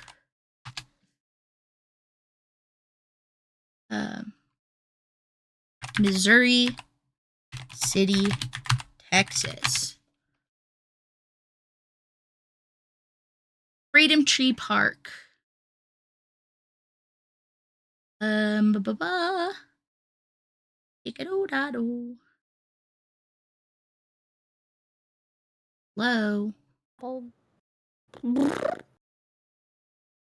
Uh-oh. Yeah, so Saturday, literally March 5th of this year is when they broke ground. Shit. Yeah, there was a groundbreaking ceremony at the Freedom Tree Park this year in March. So, yeah. Oh, shit. That is another big one. I hear fireworks. I just found fireworks? Yeah. That was weird. Huh. I wouldn't be surprised. It's considered the second Independence Day. So. Yeah. All right. Well, I'm gonna let Lila take over and talk. Oh my gosh! I just saw, girl. You need to stop with these pages of information. We're gonna have another 5-hour episode. I only did 2 hours. This girl. All right. Well, I'm gonna let Lila talk our ears off now about all the stuff. To be fair, I don't think I'm gonna get to the landmarks, so we might just discuss that as an open thing. Yeah, no, that's fine. That's fine. Okay. Actually, I don't think it's that bad. It's 8 pages. Oh, there's a lot of quotes. Mine was 3 pages. Bullet point. Is it really 8 pages? Yeah. Oh, fuck, it's 8 pages. Oh, well. Hello, everyone! Oh, I can't talk about that. Well, okay. Oh, well. Hello! Let's talk about federal holidays. Because, Juneteenth is now a federal holiday. Dude, I had no idea. Wait, you didn't know it was a federal holiday? No. I knew it was a federal holiday, but I didn't know that it only became a federal holiday in 2021. Oh, yeah. I remember it being a huge thing. I remember, when I was don't. working at the bookstore, people like of both sides, people were like so happy about it, and then other people were like, "Why is it a federal holiday, Mama?" They were complaining. All the old people, you know how they be sometimes. Yeah. And then there were people that would come in and be like, I don't even care what this holiday's for. I get the day off. That's all they cared about. That's people straight up gave me so many responses. Not get the day off. If you work for the federal government, you get the day off. Yeah, I know, but it's just weird because even though it's a family-run company that I work for, we get like all the other federal holidays off. Yeah, it's like a case by case basis sometimes. Like, yeah, it's really up to whoever's in charge. But we're out here in the white corn. Yeah, nation. They might not even know what it is, to be honest. It's just recently become a federal holiday, so. That's so true. Okay. So, I know Sero talked about the state stuff. I don't think I put anything about the states on here. No, your dates are all well after when it would have been a...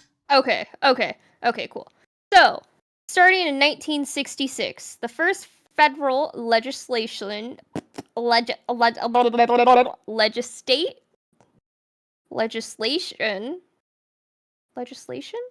there we go, to recognize Juneteenth Independence Day was introduced in the U.S. House of Representatives. It was H.J. Oh god. I jotted this down and I don't even understand what it represents. H.J. Res 195, sponsored by Barbara Rose Collins. H.J. What does H.J. mean? Representative? Oh! Is it okay. like House Judicial or something representative? 195. House of Representatives. Have to do. I think it's just a legislation code. Okay. Oh, it is. That's right. Because there's another legislation code that I have further down. That makes sense. Okay. So yeah, 1996, the first legislation to recognize Juneteenth Independence Day was introduced in the U.S. House of Representatives, sponsored by Barbara Rose Collins. And then the following year, in 1997, Congress recognized the day through Senate Joint Resolution 11 and House Joint Resolution 56. So, okay. So they recognized it, but they didn't, make it a holiday? Thing. Yeah. Okay. And that's in 1997. Okay. Then we jump to 2013. So from 1997 to 2013. You know why? Because they thought 2012 was the end of the world. Yeah, that's why. That's why. Or if you want to do Y2K, they thought the end of the world was 2 different times. That's why. Yeah, we're not letting them off the hook, buddy.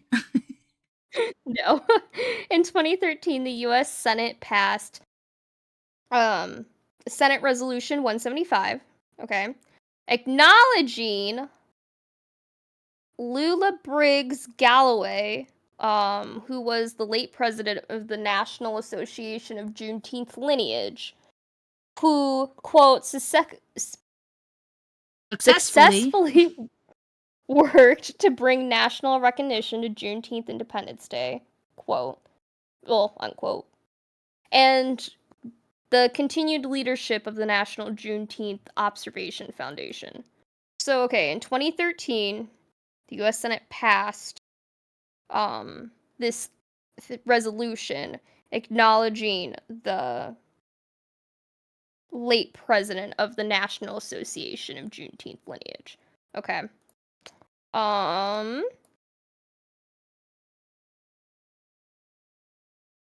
Okay. And then so from the 2000s and 2010s, through 2000 through 2010, activists continued a long process to push Congress towards official recognition of Juneteenth. Organizations such as National Juneteenth Observation Foundation sought a congressional designation of Juneteenth as a national day of observance. By 2016, 45 states were recognizing the occasion. Activist Opal Lee, oh my god, she's such a godsend. She's so adorable. I love her. Here she We'll is, get guys. into her. Yes, This is yes, Opal yes. Lee. Love her! I found this Slay. picture iconic, so I chose this one. I love that picture. I have not seen that picture of her. I love it. Alright, I'll put her back up when you get yeah. to Opal Lee. Okay. By 2016, 45 states recognized the occasion. Activist Opal Lee, often referred to as the grandmother of Juneteenth, campaigned for decades to make Juneteenth a federal holiday, leading walks in many states to promote the idea, and we'll get into that. In 2016 through 2017, at the age of 89, she led a symbolic walk from Fort Worth, Texas to Washington, D.C. Yeah. to advocate for the federal holiday. From Fort Worth, Texas to Washington, D.C. at 89, a walk. She walked. People, she walked. Sero, how many I'm looking it up right now. Actually, I think I might have it. 1,360 miles. Yeah. Or what's that in kilometers for our non-US friends?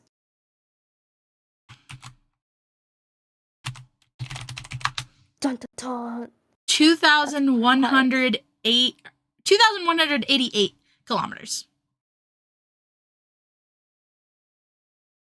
A 89 lot. and slain. 89 and slain. Let's go. On June 17th, 2021. So we're going from 2017 to 2021. President Joe Biden signed with the members of Congress the Juneteenth National Independence Day Act at the White House. So that is the day it officially became a national holiday. When it was officially made a federal holiday, Opal was standing besides President Joe Biden as he signed the bill. And there are so many, I can't believe She also got one of the pins. Ew. Oh! Yeah, the She's ones so that he used Ooh, to do you have a sign. picture of them together? Let me get one.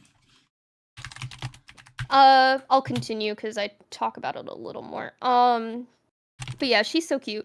So, yeah, so it is a federal holiday as of June 17th, 2021. Juneteenth became one of the 5 date-specific federal holidays along with New Year's Day, Independence Day, Well, she also got the Medal of Freedom from President and Christmas Day. Joe Biden. Oh, yeah, that's right. She did. Oh, yeah, I have that written down. Yep. Yeah, I'll put that picture up. Yeah, she looks so cute.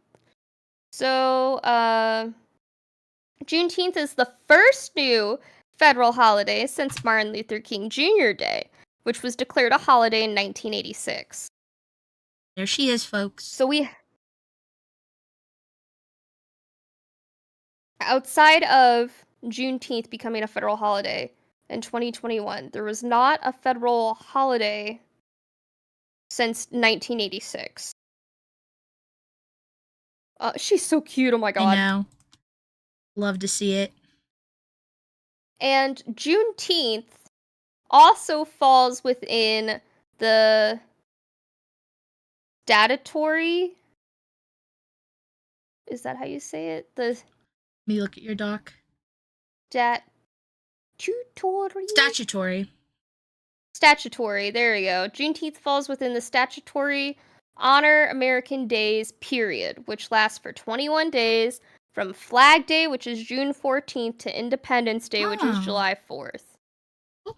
Yeah, I thought that was a fun fact because I didn't know that. I didn't even know that was the Honor America Days period was a thing. Yeah. Yeah. I didn't know that was a thing, but it makes sense. Okay, so Biden. Biden's signature comes after the measured crusade through both chambers of Congress earlier. Okay, so this is like, I should hold on. I took these quotes of Biden when he, like, after he signed the bill. So let me back up. These are a couple days later after he signs the bill back in 2021, okay? So, Biden's signature comes after the measure crusade through both chambers of Congress earlier this week, facing no opposing votes in the Senate and only minor Republican dissent. You said it right the first time.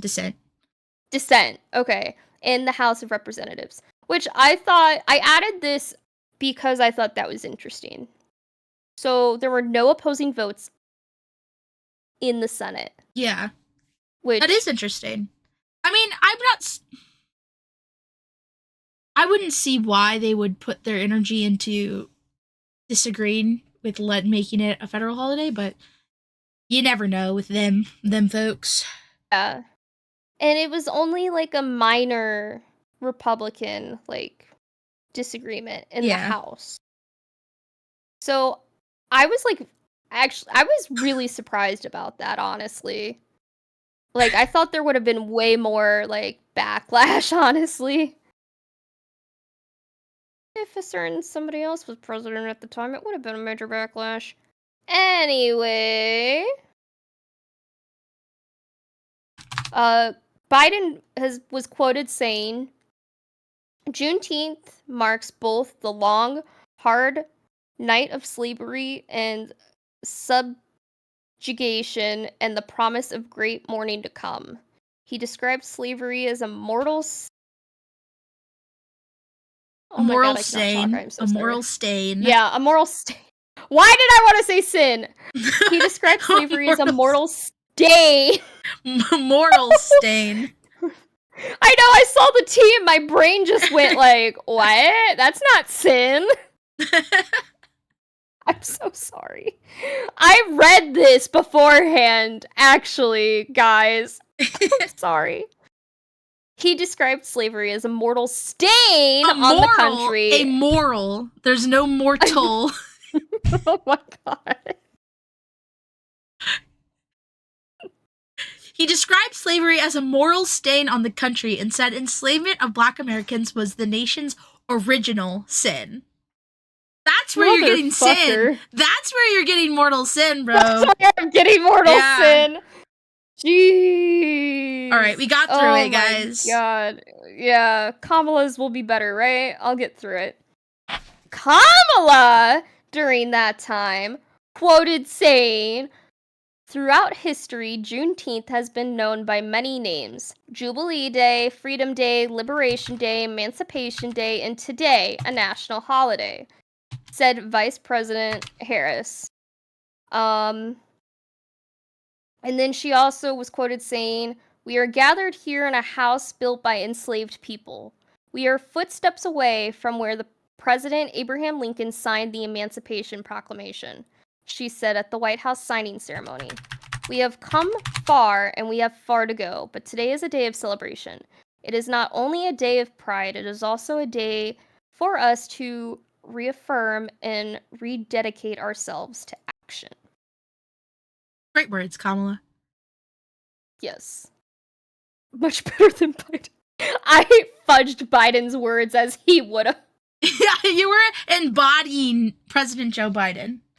I was embodying Biden, guys. It was part of the skit.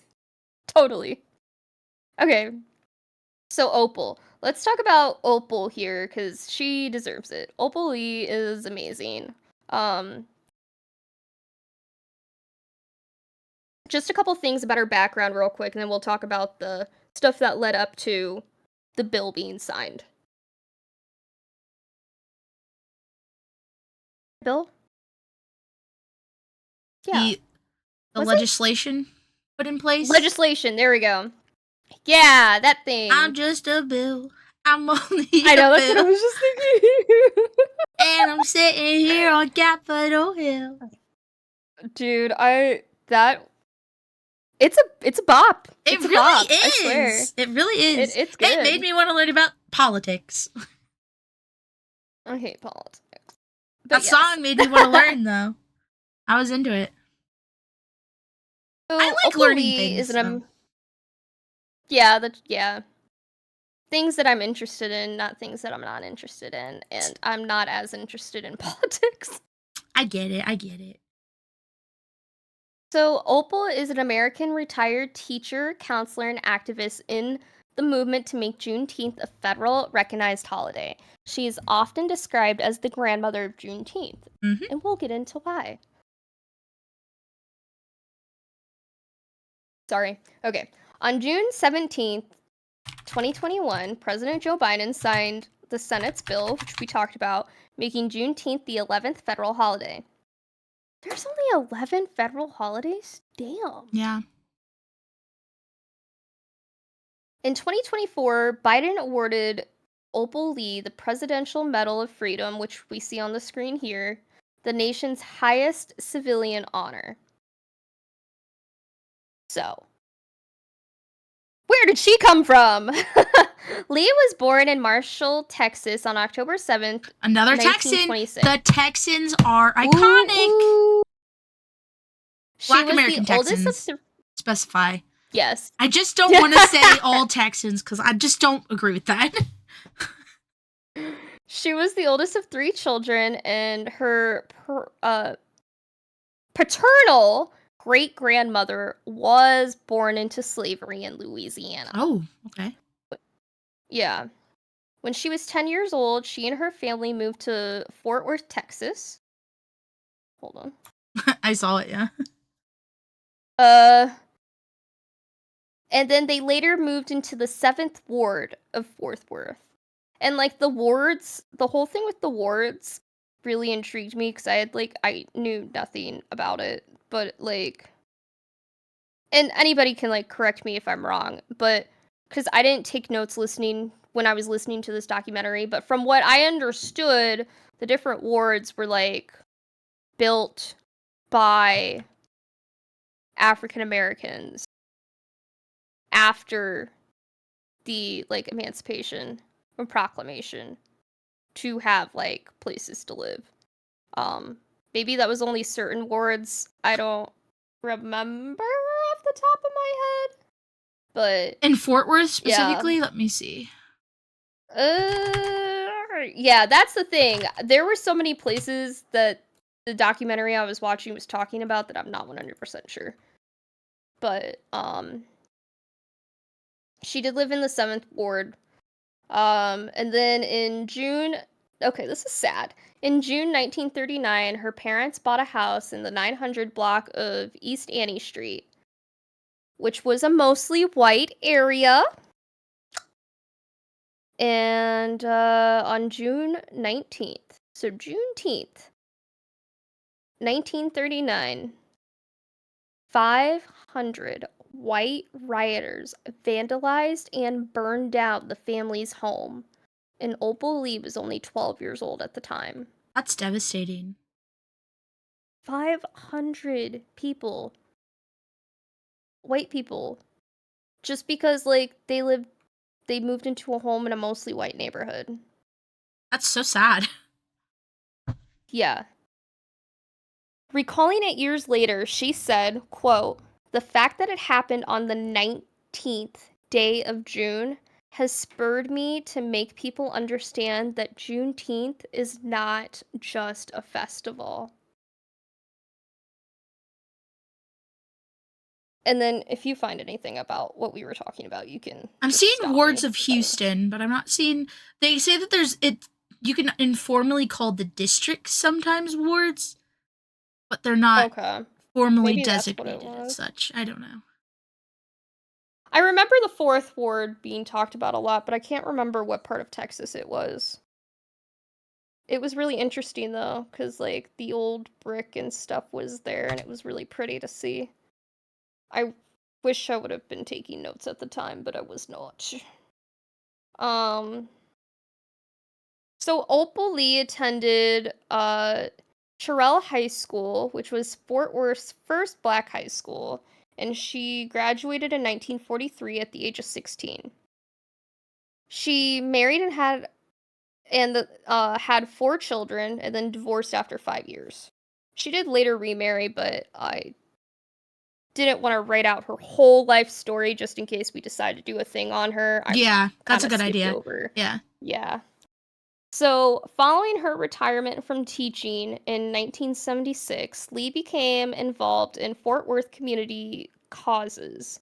Lee helped found the um Tarrant County Black Historical and Ge- Genealogical Society alongside civil rights activist Glenora Rolla.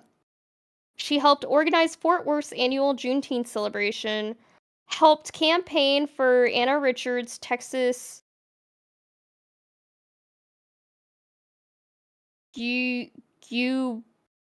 gubernatorial candidate, and she helped campaign for presidential candidate Barack Obama, which I thought was pretty cool. During the 1980s, Lee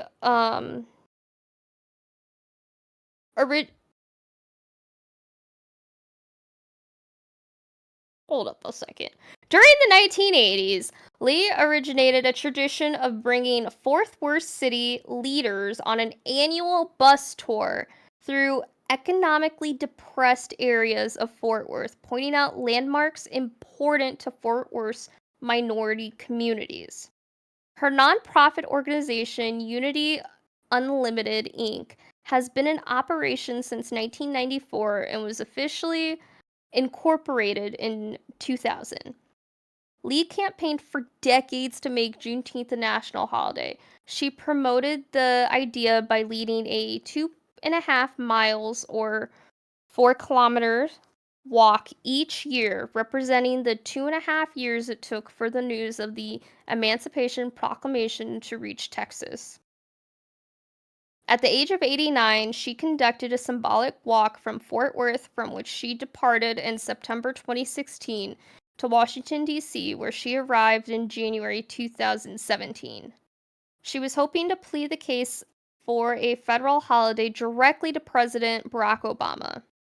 Lee has not only marched in Texas, but also in Fort Smith, in Little Rock, Arkansas, Las Vegas, Nevada, Madison and Milwaukee, Wisconsin, Atlanta, Georgia, Selma, Alabama, and both Carolinas.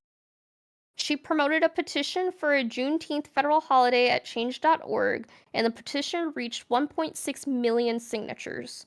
She said, quote, "It's going to be a national holiday, I have no doubt about it. My point is, let's make it a holiday in my lifetime," which they did. Aww. During the signing, as she sat in the front row, she received a standing ovation, and Biden got down on one knee to greet her.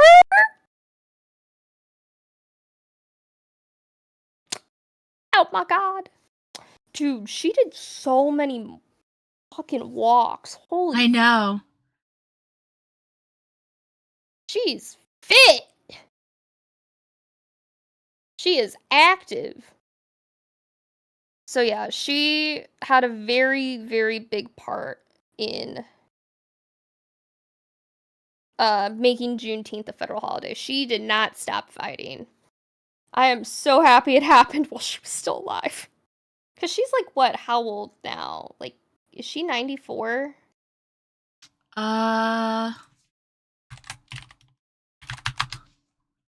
She is 98.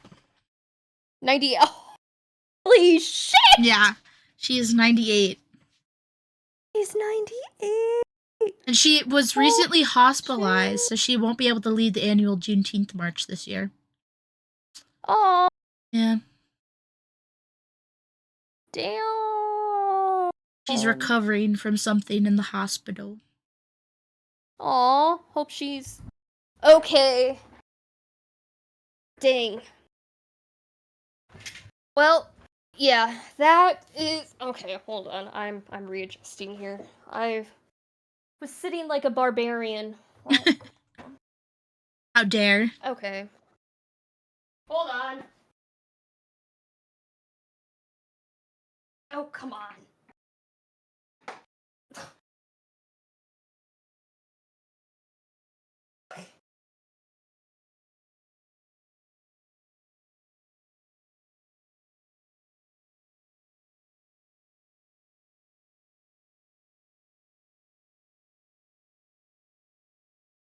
I was trying to fix my heating pad cord, and I just like pulled out everything that was in the outlet.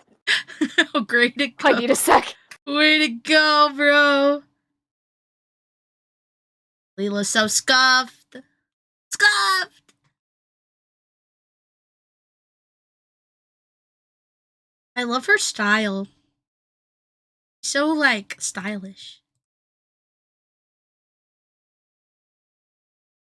She's gotta be, like, so healthy to have walked all that, like, all those times. Like, that probably helped her live so long.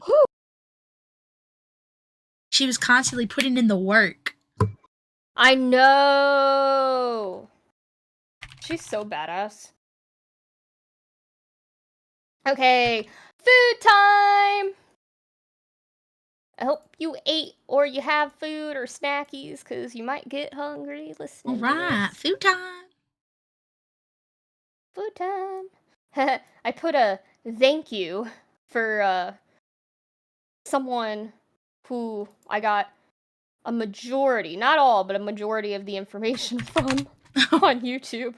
There's this really cool podcast called like One Mic History, Mhm. and like he had a lot of really like cool videos. So, informational videos. So, Cool. yeah, really liked that. But food. I didn't realize how like big of a staple food was for this holiday. Oh, food has been there since the beginning. Communal barbecues, communal, like, potlucks, buffets, like, food was a Yeah. big part of it. Mm-hmm. Oh, sorry, I have the hiccups, guys.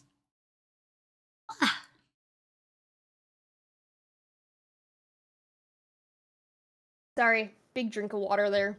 Okay. So, food. Different meanings, different reasons why certain foods are like commonly eaten and like used to celebrate Juneteenth today. We're gonna talk about a couple sides real quick. So there are what's called prosperity sides, which are often served that are meant to bring good luck. So let's see, we got black-eyed peas represent wealth, collard greens bring good fortune, and corn symbolizes gold. I only saw like 2 articles that said that, but I thought it was worth putting in, you know? Yeah. But yeah, so some big things we're going to talk about. Red food is really important. Barbecue, like Sero mentioned, really important. And collard greens are really important. So, let's do this thing. Consuming red food has become a staple of Juneteenth. Okay. So, it's placed great philosophical and spiritual value in the color red as it symbolizes sacrifice, transition, and power. Most foods, like during the time of like slavery and stuff, most foods were white, green, or brown, so red treats were rare and associated with like celebratory occasions. And a lot of African Americans were denied food from their culture. Some common red Juneteenth themed foods include strawberry soda, Hickabis tea, red velvet cake, red velvet. beans, and watermelon. I love red velvet. I love red velvet too. And this can like be traced back to West African origins. The red, yeah. Yeah, red.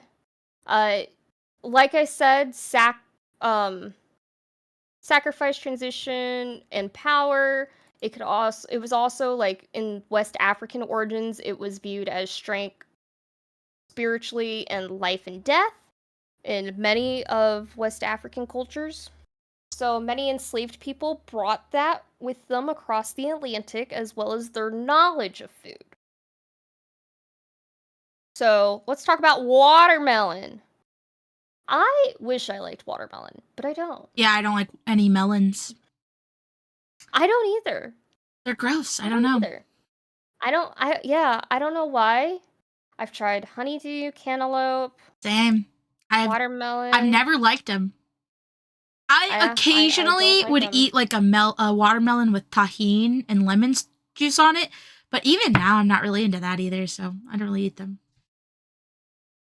And like everybody's like watermelon's like basically water. No, it's not. No. And what's even like for me, I should say, what's even worse than like just the actual fruit, artificial. I cannot stand the smell or taste of artificial watermelon. I like fake candy, like watermelon flavors. I don't like real watermelon.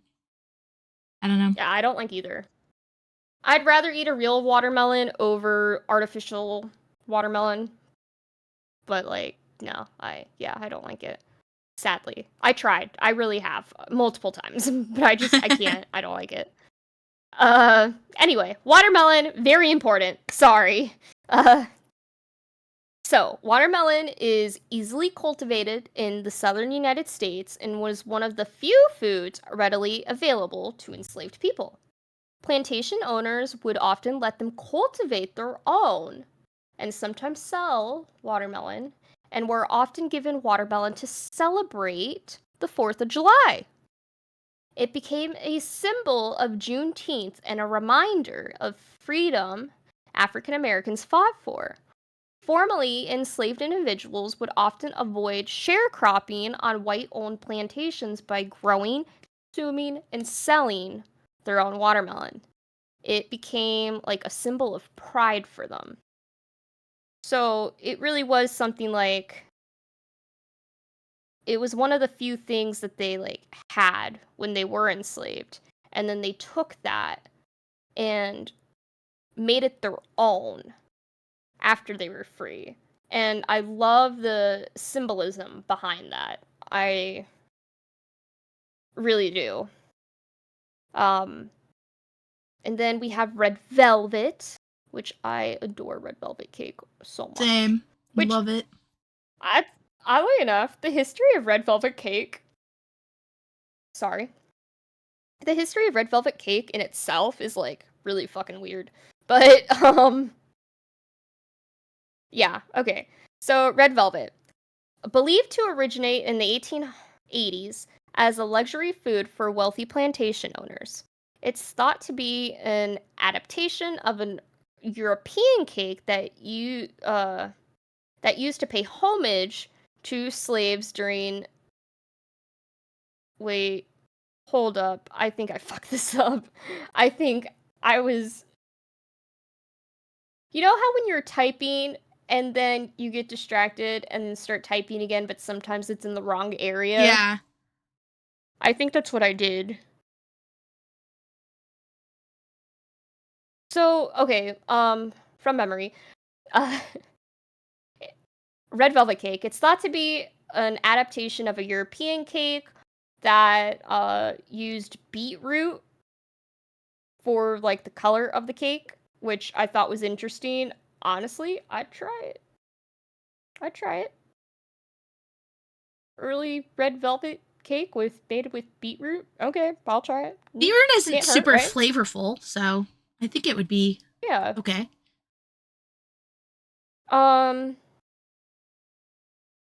But yeah, over time the famous color and taste became popular, and the cake paid homage to like the blood that was shed by slaves during that period. Also, like if you think about it, It was a luxury food for like wealthy plantation owners. So again, it's kind of like taking something like that and it's like making it your own. Yeah.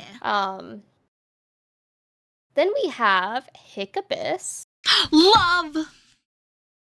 Yeah. I haven't had too much of it. I would definitely like Tea? to try more of it. Yeah. I Hiccabis haven't tea had too is much so Hiccabis good. tea. But I do think it's good. I just haven't had a lot of it. It's very delicious for me. Hiccabis is a West African plant imported to the Americas and Caribbean during the transatlantic slave trade. And it specifically used for tea. So they would boil and steep it to make a reddish purple tea called bissap. So this is another like red food staple of Juneteenth. Definitely more back in the day, probably today too. I feel like it's probably more of a taste preference now. If like you're going somewhere if people don't like it or if they do. But again, it's another like reddish, yeah.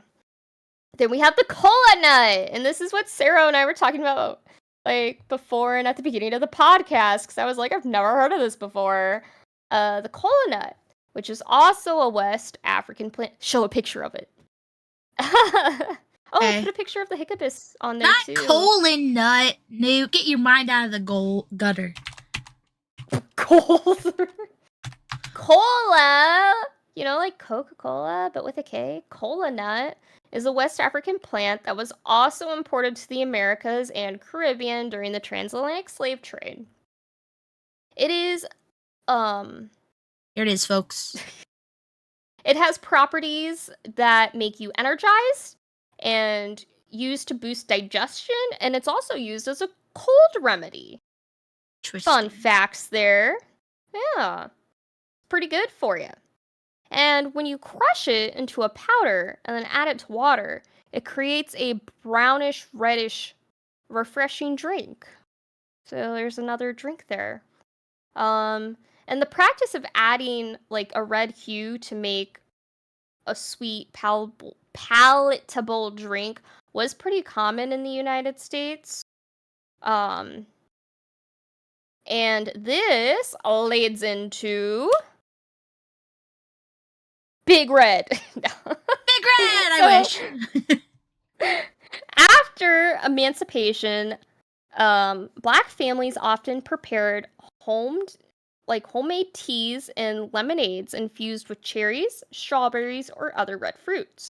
And by the late 1800s, red food coloring was used to create soda. Texas-made Big Red and carbonated drinks quickly became a part of the Juneteenth culinary culture. There you go, Sero. Wow. Ah. Now, fun one. Barbecue. Here we go.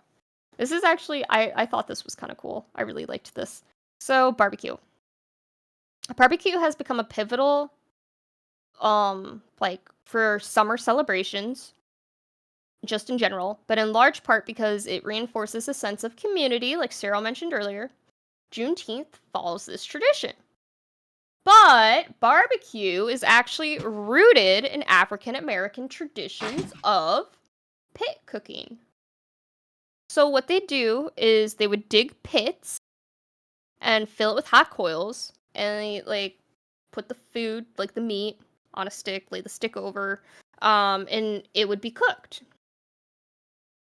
Now, when enslaved Africans arrived in the American colonies as early as 1600s, and by the 1700s, African Americans were like the go-to for barbecue cooking. That is not a joke. Like, that's, yeah. By the 1700s. Yeah. And this type of barbecue is accumulation of like African, European, and indigenous meat cooking and seasoning techniques. So enslaved people were responsible for the most grueling tasks of this. So they would dig the pits, chop the wood, butcher, process, and cook the animals. And this is how they learned to like perfect their craft. Back in those days, anything that was meat could be pit cooked. So we're talking like possums. Yeah. As well as like cows and other stuff. Oh. But yeah, like a lot is going on my model, guys. Ignore that. I don't know what's going on. Oh, I see it. Sarah's crying. She just can't stop thinking about how good possum tastes, right? I know. No. And cooking methods like barbecuing meats and deep frying fish, like that stuff dates back to, again, West Africa, before the transatlantic slave trade. And then after Africans were brought to the US through the slave trade, they passed their methods on to the next generation. And this kept their traditions alive until their ancestors were emancipated in the 1860s. And after emancipation, freed slaves moved to different parts of the nation and took their southern barbecue techniques with them. They would use the same cooking techniques while incorporating seasonal and regional ingredients and flavors. And, that's how we got this lovely barbecue thing going on everywhere. Barbecue. I feel like, too, if you think about it, because I was thinking about it, there's like, specifically with like barbecue sauce, you have like all those like southern states that are known for their own sauces. So you like have I don't know, like St. Louis, for example, isn't it like a sweeter like barbecue where like Tennessee is slightly hot? I don't. Oh, okay, hold up. Let me pull this up.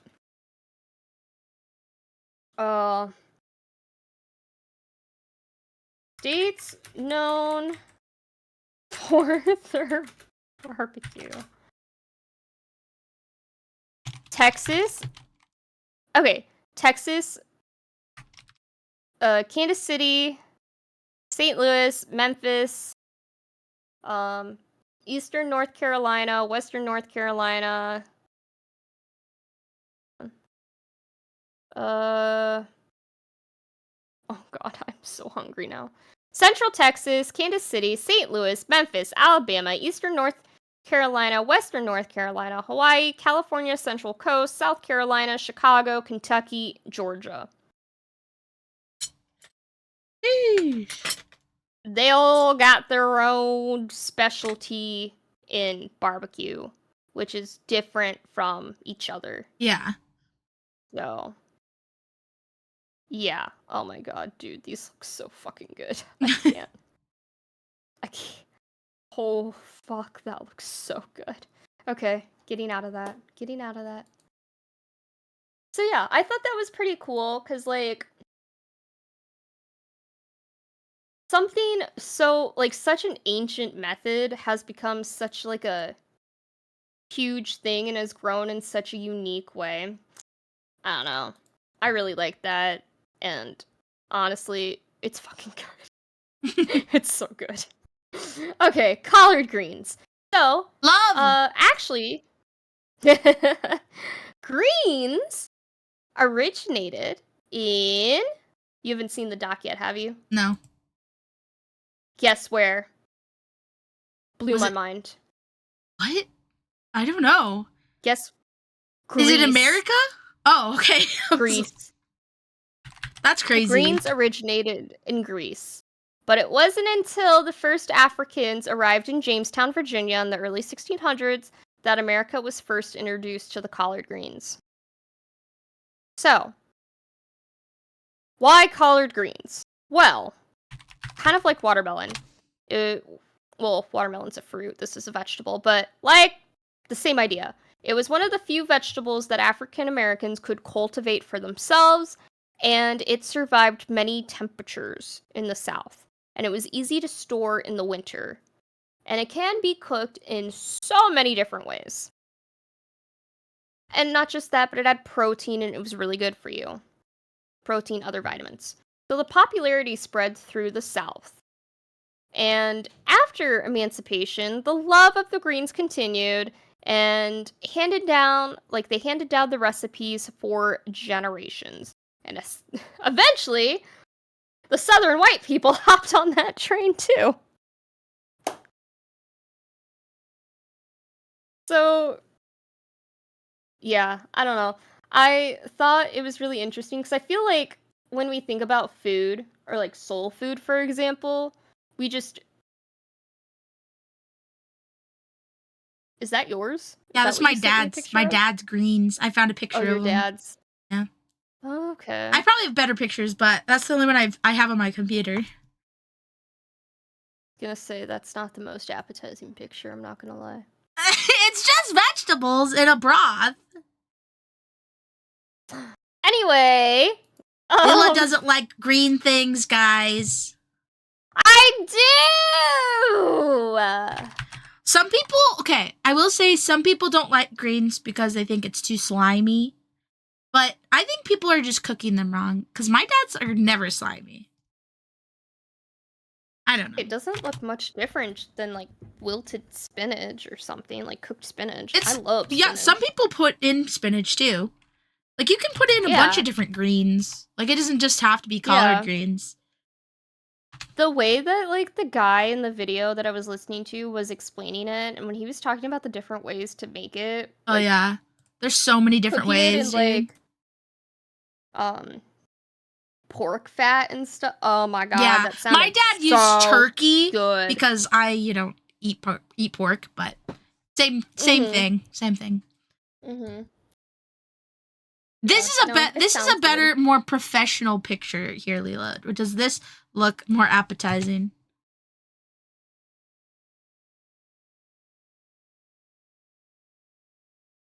Picture perfect.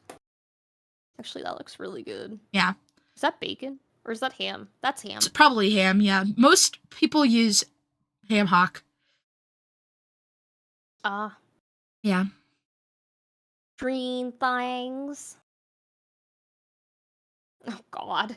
Yeah, no, so, yeah, food was a lot more important than I thought, and, like, I thought it was really cool that a lot of it was, like, West African origin that has survived to this day.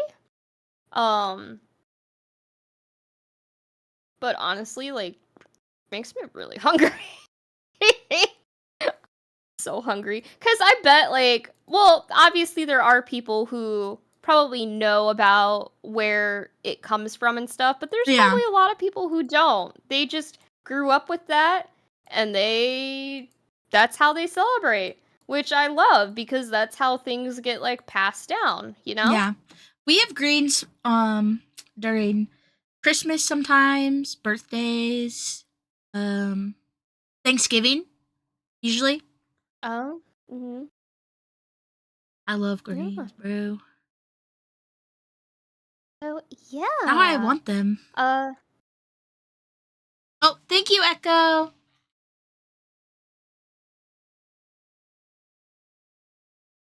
Water. We're about to get into a long one here. This one is important. Oh, the music kids. I felt really ignorant before I learned about this.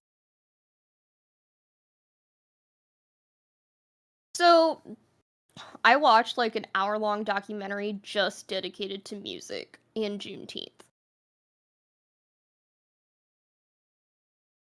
Interesting. Very interesting. Okay. So music. Music is very, very, very important with African American culture in general and Juneteenth.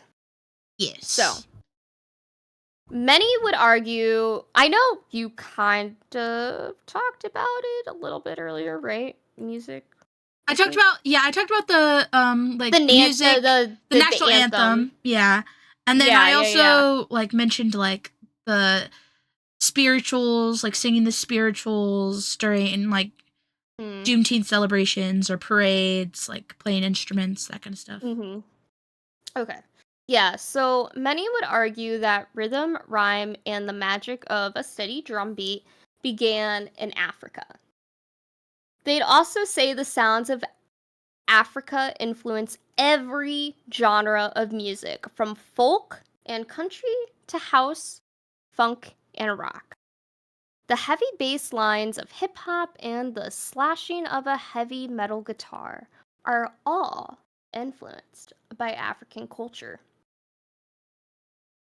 Music that symbolizes hope, joy, and perseverance and honors Black Americans' lives, legacy, resilience, and self sufficiency is specifically more tied to Juneteenth.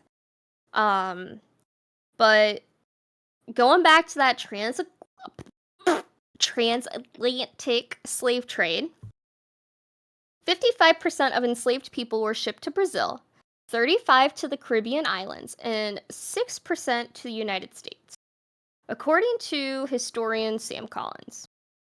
The Brazilian sugar plantations drove the demand for slave labor much earlier than in the United States. The new nation would soon catch up naturally as enslaved people started having babies in American colonies, and children could be and often were sold away to other plantations and away from their mothers, which is really sad. Yeah, But I even in remember slavery, going to the wax museum that we have. Oh yeah. There's that one section that is specifically about like slave trade and like families being ripped apart, and they did beautifully on the wax figures, but it's also devastating to look at because like they're just like so anguished in their facial expressions. Ugh. It's oh god, yeah. Disturbing. Even in slavery, music had the power to empower, celebrate, and soothe. Lullabies, Cascaded. oh my god. Thank you. From a mother's lips to her children, and the little ones played song games and made up songs they performed. There were even celebrations of cotton, cane, and sugar ahead of and during harvest. A harvest that was brutal for enslaved people forced to work in the cruelest of conditions. Still, they worked and sang together in a rhythmic but painful way that also served as a metronome for engineering and efficiency. You would also hear singing fill the air in the slaves' quarters because they weren't actually really allowed to sing anywhere else. There weren't many instruments on the plantations either. So enslaved Africans would recreate the instruments they had while in their homeland, which drums was a big one. Because they didn't have access to their instruments, many were recreated from memory, using only their voices to make music. Enslaved people developed a song style and sound that would become the hallmark of Black music. So, with that, we go into sacred music. And the way that music develops over time, especially like Black music, is like crazy to me. I knew certain things had a Black background, like, like blues and like jazz, sacred music, folk, jazz, but gospel. some of this I didn't know about. Yeah, even rock and roll. Yeah. But like, yeah, no, this is pretty interesting. So, sacred music. Sacred music. Sacred music. Sacred music, which I got these cute little I didn't want to just list the music off. So thanks to the Smithsonian in DC, about I got a list of all of this. So sacred music, which includes spiritual and gospel music, illustrates the central role that music plays in African American spiritual and religious life. Which I would just like to say, religion, huge. Yeah. I can't remember if you talked about it at all. I didn't really talk about it. I talked about it with the Reverend and like his ministry, but that's true. Yeah. That's true. But like churches were like huge. Sacred. Yeah. Yeah. Big part of Black anyway. culture, but also a big part of Juneteenth. Like churches housed a lot of celebrations. Yeah, and they're like even churches now will hold celebrations too. Yeah. So yeah. Anyway, the earliest form of Black musical expression in America was spirituals and were based on Christian poems and hymns and merged with African music styles and secular African music forms. And spirituals were originally an oral tradition and imparted Christian values while also defining the hardships of slavery. Gospel music originated in the Black church and has become a globally recognized genre of popular music. In its earliest manifestations, gospel music functioned as an integral religious and commercially ceremonial. Oh, I skipped. Thank you. Guys, I skipped sentences. I'm sorry. In its earliest manifestation, gospel music functioned as an integral religious and ceremonial practice during worship services. Now, gospel music is also marketed commercially and draws on contemporary secular sounds while still conveying spiritual and religious ideas. Now, before we get like further along, going back to like African culture before the Atlantic slave trade and stuff, there again, drums were like a huge thing that they were known for. There was a historian that was talking in one of the documentaries I was listening to, and she was talking about how people who like visited those countries, as you were like, it was said that as you were like pulling up to the shore, you could hear like the sound of the drum before anything else. Like that's how loud it was, and how like, yeah, I thought that was really cool. Cause I don't know. You play drums, so Yeah, I don't really know much about drums, but I thought it was cool. I've played in a piece inspired by African drumming. Oh, that's cool. Yeah. We played it on like those big like traditional drums with our hands. Like I was gonna say, because I don't really know much about music in general. Not musically inclined at all. But so I don't know personally like what the difference between like African drumming versus like other forms of drumming is, but I just thought it was like interesting and really cool. It's pretty similar. It's just they're like made mechanically differently. It's very similar to, at least some the ones I've seen, they're very similar to what like a bongo or what's the other one? Like a leather like animal skinned material over like a wooden frame to create and they can use mallets or just their hands usually. There's a lot of different ways that people drum in general, not even just in like African culture, but yeah, from what I understand, There's several different types of drums, different sizes, different like ways to play them. Mm-hmm. Oh, for sure, yeah. So going into from sacred music going into folk music, It's my African American folk. I love folk music. African American folk music links back to African cultural traditions, stemming from field hollers, work chants, and game songs. Folk music bursts with social commentary. Oh my god, that was a big brain fart. Jeez. Okay. Yeah, sorry. Popular folk protests music spread in the 1960s, and its influence is still found within hip hop today. I love That's Celtic fun. folk music. Celtic folk music is crazy, dude. Beautiful. Interesting. Okay. Music in general is cool, guys. We need to do an episode on music. It is. Yeah. Like I said, I'm musically inclined. So, blues. Going from folk music to blues.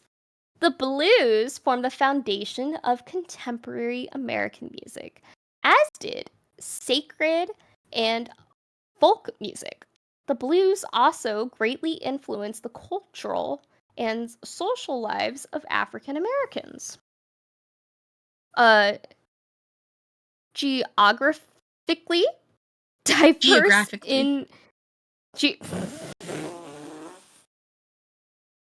You were almost there. I'm so sorry. It makes sense that I struggled with the German words a couple weeks ago. Yeah. But this is sad. This is really sad. It's just a lot of words on a page. It's hard to like decipher everything, you know? Geographically diverse. Thank you. I was about to say it wrong again. I have not struggled with that word before. Diverse incarnations. Oh my fucking god. You just read okay. it, please. Geographically diverse incarnations of the blues arose in various regions,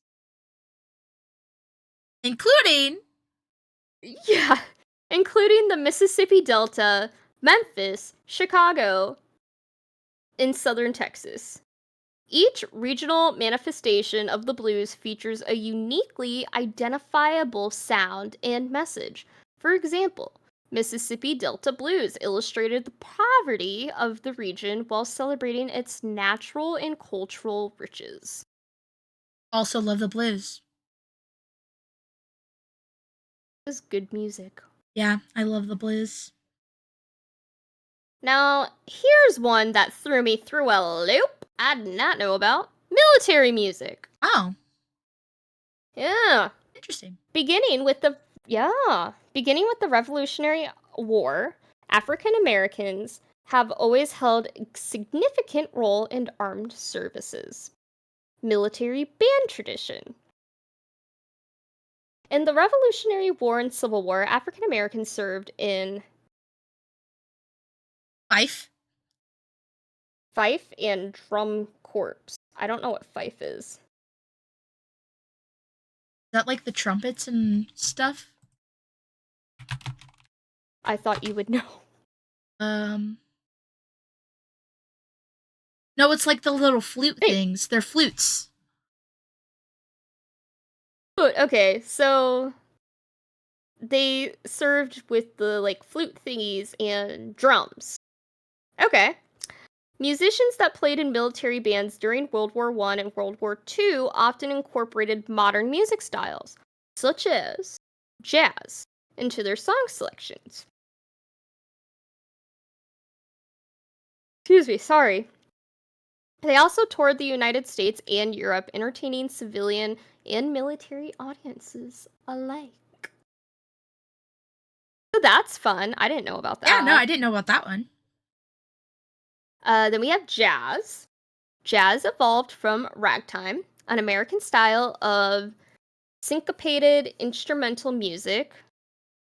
Jazz first materialized in New Orleans and is often distinguished by the African American musical innovation. Multiple forms of the genre exist today, from the dance-oriented music of the 1920s big band era to the experimental flair of the modern Avant-garde. Damn it, jazz. Yup. I almost had it. Almost had it. Almost had it. You were close. I can feel it in my bones. Oh no. Then we got the rhythm and blues. I like this because then it leads into rock.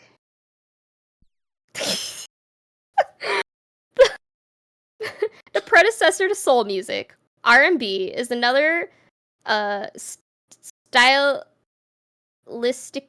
diverse genre with roots in jazz, the blues, and gospel music. It's fun to see how like all these things come together.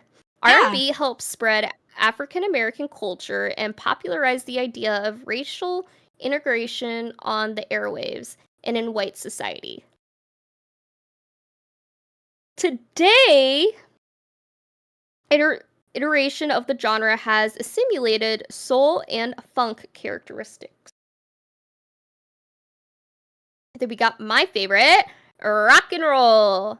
Rock and roll music incorporates elements from all African American music genres and combines them with the American pop and country music components. The genre wave was born in the 1950s and appealed to the rebellious yearning of American youth culture.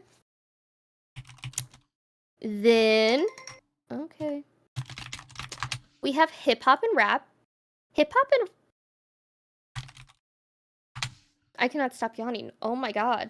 I am so sorry. Hip hop and rap are musical traditions firmly embedded in African American culture. Like jazz, hip hop has become a global phenomenon and has exerted a driving force on the development of mass media. Hip hop music spawned an entire cultural form, while rap remains a means for artists to voice opinions and share experiences regarding social and political issues. That is so true.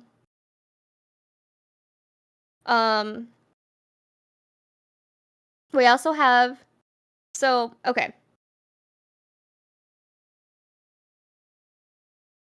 You probably knew this, I didn't know this, but Juneteenth falls in the month of June, obviously. But the month of June is also Black Music Month. Yeah, I knew that, yeah. I didn't know that. So, Black Music Month. It all started in 1979 when President Jimmy Carter declared June as Black Music Month to recognize and celebrate the contributions of African Americans to music in the United States. However, the absence of the presidential proclamation pushed the official declaration of Black Music Month to the year 2000. President Obama renamed it to African American Music Appreciation Month in 2009. This month is meant to highlight the various genres of music that Black people created and or influenced. These genres include, but not limited to, like we kind of went through them earlier, but gospel, blues, R&B, rock and roll, hip hop, rap. All that good stuff. Black people's impact on the modern music is astronomical. Blues is the foundation of rock and roll, modern rock, and the subsequent subgenres including punk, alternative, grunge, and heavy metal. Rock music peaked in popularity in the 70s and 80s but fell out of mainstream appeal by the early 2000s. Traditional country music has diverse roots including folk, blues, gospel, R&B, and jazz. Modern country music incorporates pop, R&B, rock, and hip hop.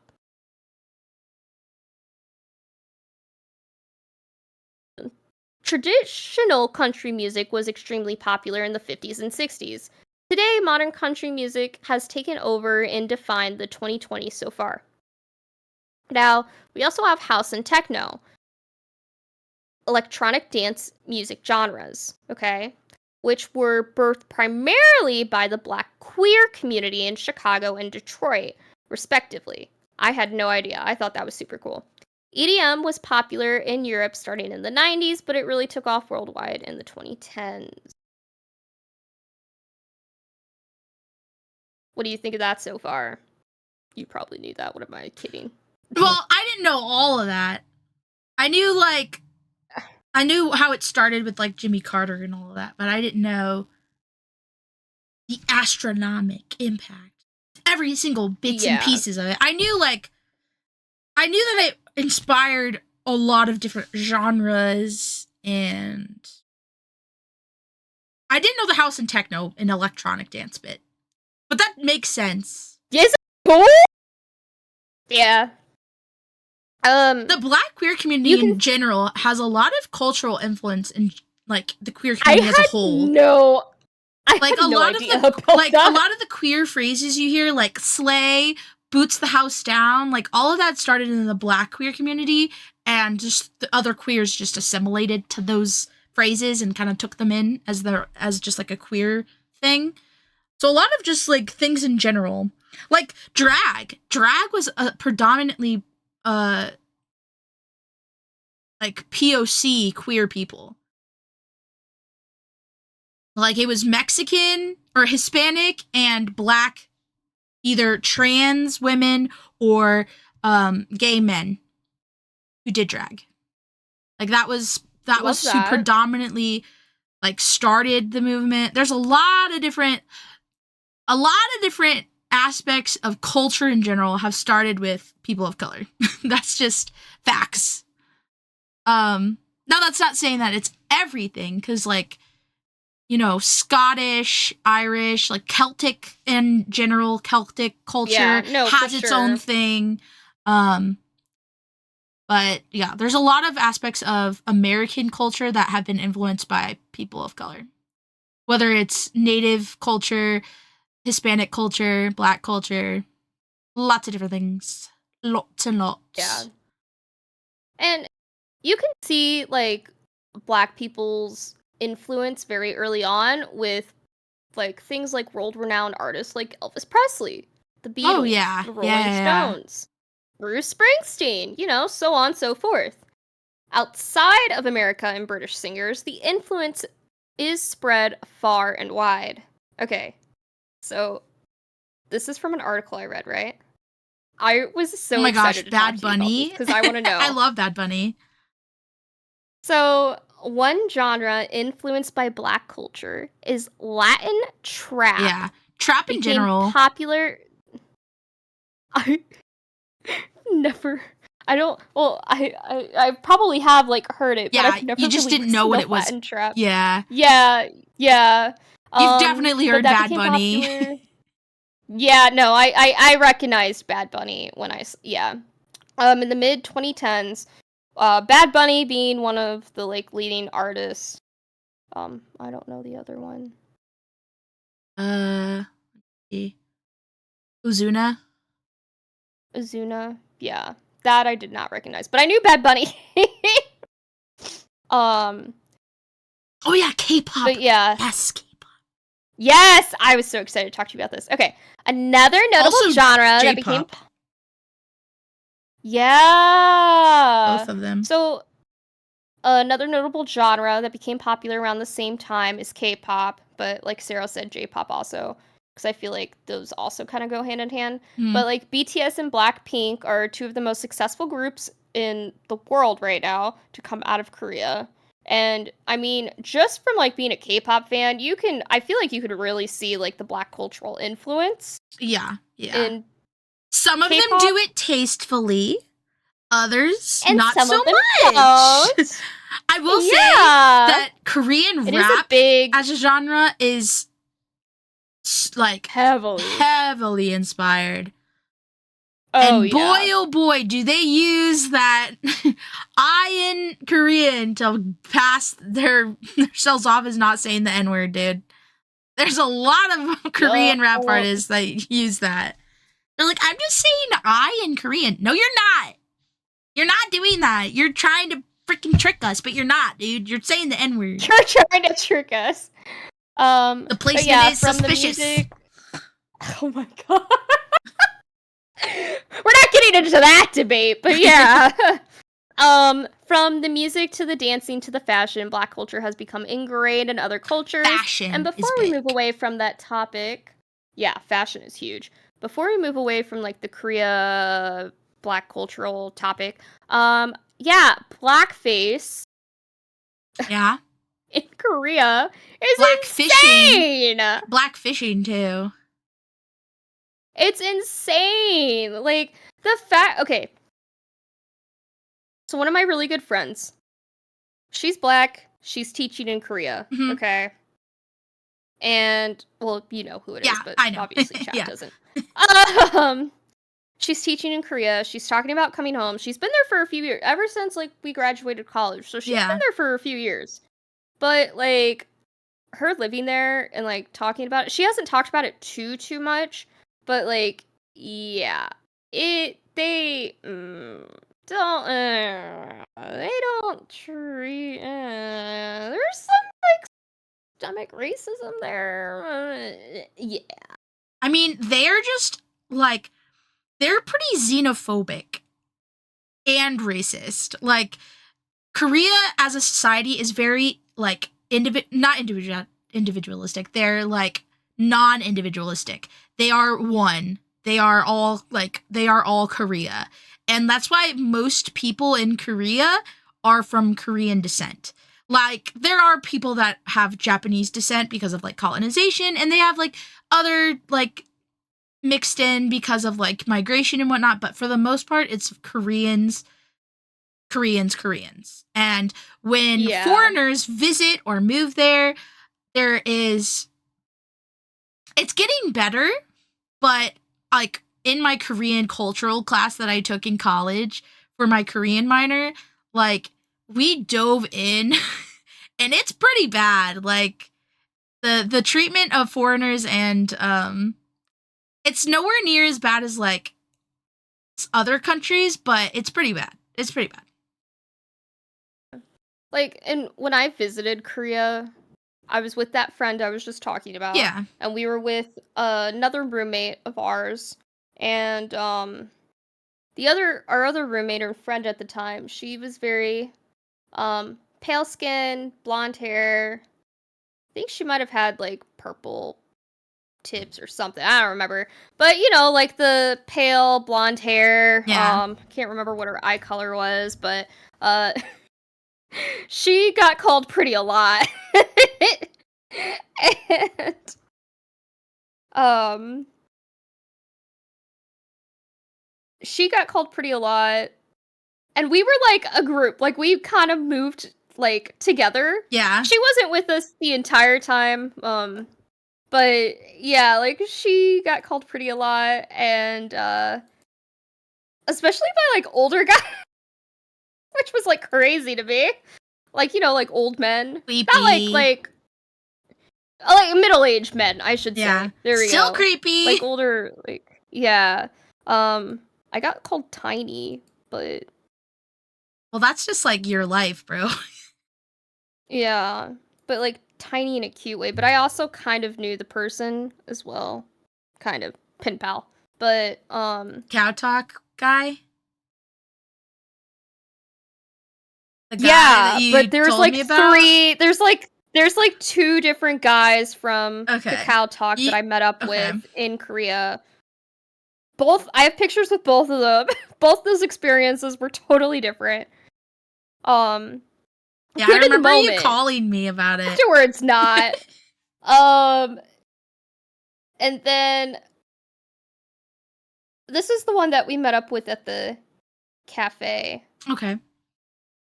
And then the other guy was at a karaoke place.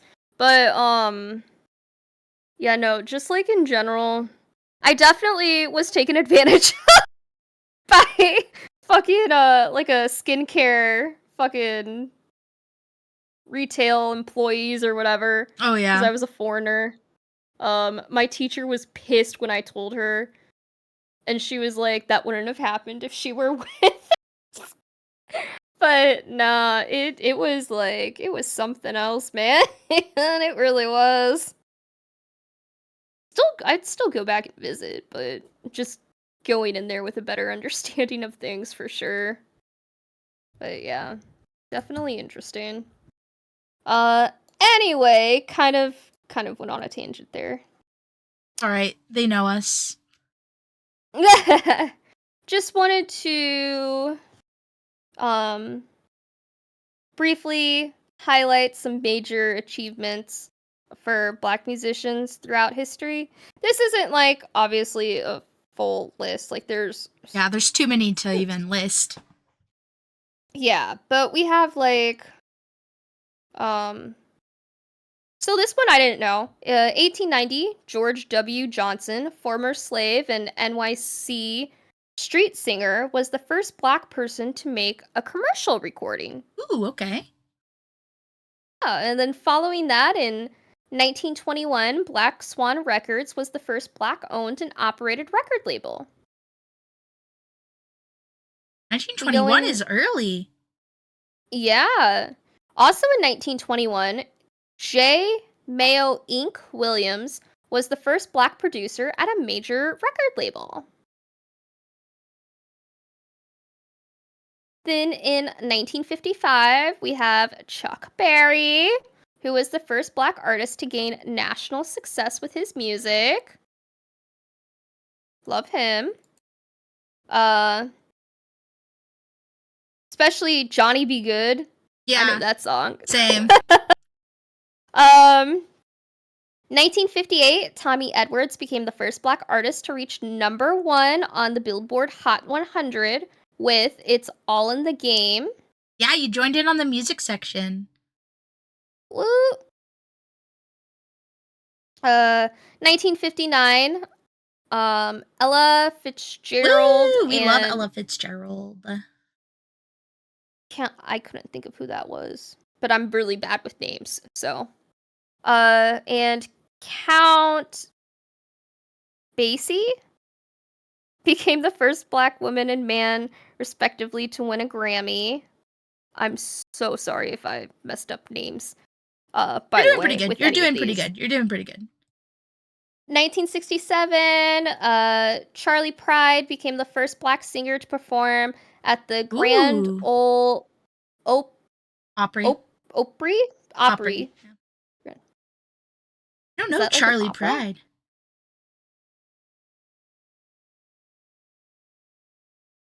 We got Ella Fitzgerald again. In 1972, Ella Fitzgerald was the first Black person to perform at the Super Bowl. 1974, Stevie Wonder became the first Black artist to win Album of the Year award at the Grammys. We love Stevie Wonder. Ooh, Charlie Pride is a country singer. Oh, damn. Okay. Yeah, he's like country. 1967. Good for him. Now, we're in 1983. Michael Jackson's Billie Jean became the first music video by a Black artist to appear on MTV. My love. I did a routine to that, figure skating wise, back in the day. It was so fun. Any Michael Jackson song as like a figure skating routine, because I've did a few, where they were like always my favorite to do. I loved it. Also, like, moonwalking on the ice is so much easier. That's true. It is the Grand Ole Opry. So, because that's Nashville, right?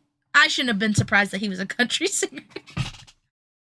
I didn't know what the Grand Ole Opry was. I was asking. I was like, is that opera? Nope, that's not opera. I didn't know it was specifically country. I just knew it was like a place that a lot of like big people sing. But yeah, it's in Nashville, so. Yeah, all right. Thank you. Okay, here's another legend. 1987, Aretha Franklin becomes the first woman induced to the Rock and Roll Hall of Fame. Love her. 1999, Lauryn Hill. Love her. from Sister Okay, Act. do you want to read that one? Okay, do you want to read that one? Lauryn I'm Hill's gonna fuck that up. The Miseducation of Lauryn Hill became the first hip-hop album to win the Grammy for Album of the Year. There we go. Yep. She's from Sister Act, and she's beautiful. Oh, then I probably do know her then. Oh, you definitely know her. Here, I'll show you who it is. Okay, I'll continue. 2016, Beyonce became the first female to headline an all-stadium tour. Damn. Wait, really? 2016. It was this girl from 2018. Sister Act.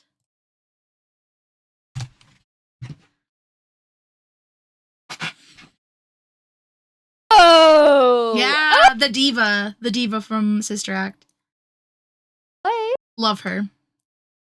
She's so talented.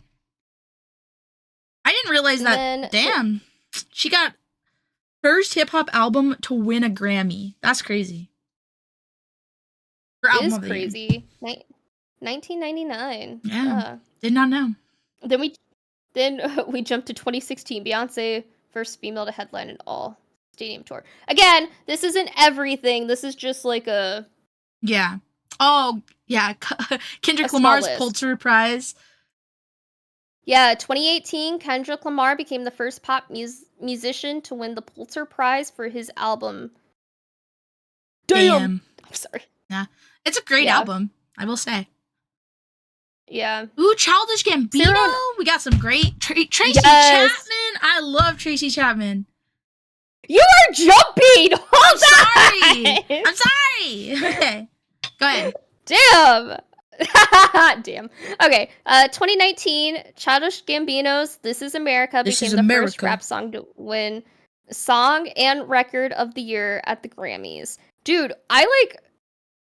we dissected this song in history class. Let's be slipping though. Dissected that song. It's a great song. It really is a well and it's so researched the music song. video too. Yeah, it's a beautiful concept, beautifully executed. I love Childish Gambino anyways, so Donald Glover, bro. Do you want to read the next one? Because I don't want to fuck that up. Whitney Houston is the first Black artist to receive 2020. Yes, in 2020, Whitney Houston is the first Black artist to receive 3 RIAA Diamond certified albums. This was achieved posthumously. What is RIAA? RIAA. I was hoping you knew. That's Recording Industry Association of America. Oh, Diamond certified. That is fucking crazy. Yeah. And she got them after her death, is what that means. Oh, okay, is what that means. Okay, I was gonna ask what. Okay. You can read the next one since you're so excited. In 2023, Tracy Chapman became the first Black woman to score a #1 on country airplay and the first Black woman and Black songwriter to win a country music award for Luke Combs' cover of her 1988 hit song, "You Got a Fast Car, I Got a Ticket Anywhere." It's such a good song! Oh my god. Maybe we can make a deal. 2023. Yeah, I know. I love Luke Combs' cover. But I personally love Tracy Chapman's original better. But, you know, I grew up listening to the Tracy Chapman one, so maybe that's why. My sisters love that song. That's you got a fast car, I got a ticket anywhere. Maybe we can make a deal. Well, maybe it doesn't stop there. Somewhere. Freaking Mariah Carey, Daryl. Yeah, 2024, Mariah Carey is the first Black female artist to surpass 100 million monthly listeners on Spotify. Now she's a diva. She is. Oh my god, but she is such a good. I know. But she is such a diva. But she knows it. She knows it. Okay, and she owns it. Yeah, she owns it. That's I think why she gets away with it. Because she owns it so heavily. Mm-hmm. And then 2025.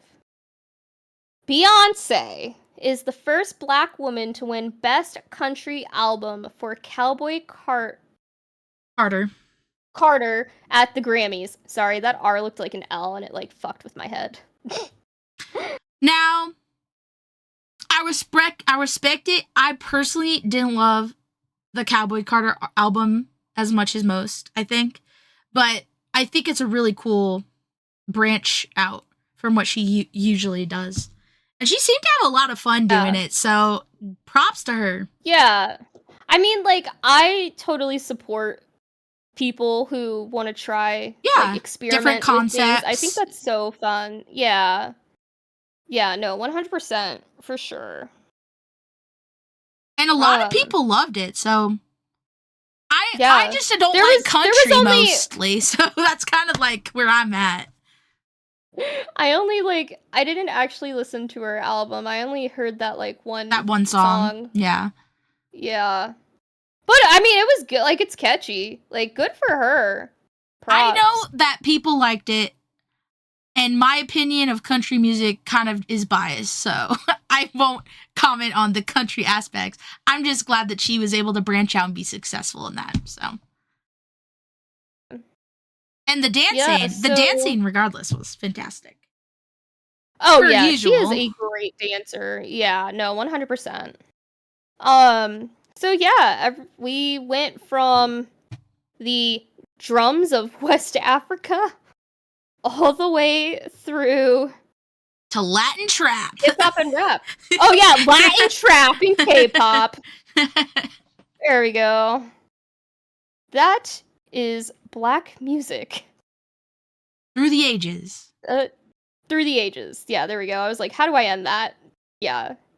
No, that's crazy. It's so influential. Okay. So,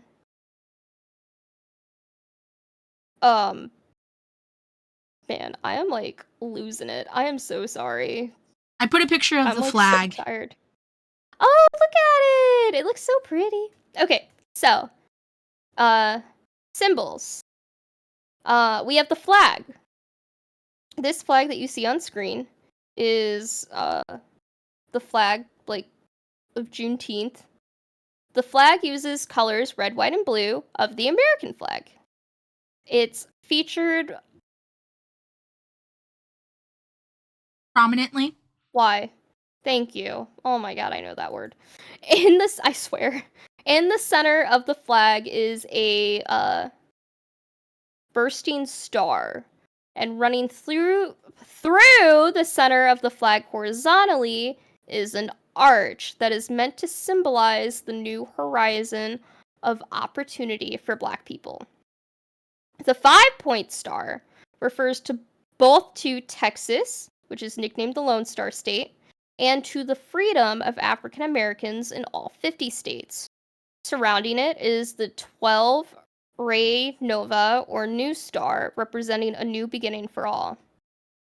Beginning in 2020, many states began recognizing Juneteenth by flying the flag over their Capitol buildings, especially after Juneteenth was declared a federal holiday by President Joe Biden the following year. Don't ask why, but as I was reading President Joe Biden, for some reason, I wanted to say President Joe Barack Obama. Yes, we love our President Joe Biden. No, Joe Barack O'Biden? Is that what you said? That's what I said. My mind. Guys, they have fused and become one. Mind. This is my mind, okay? These are the problems I deal with. Oh my god. The original design of the original flag was in 1997, and it was revised in 2000. So, this is the flag we have today. When you just said that, I thought, this is how it feels to chew 5 gum. Do you remember those commercials? I do.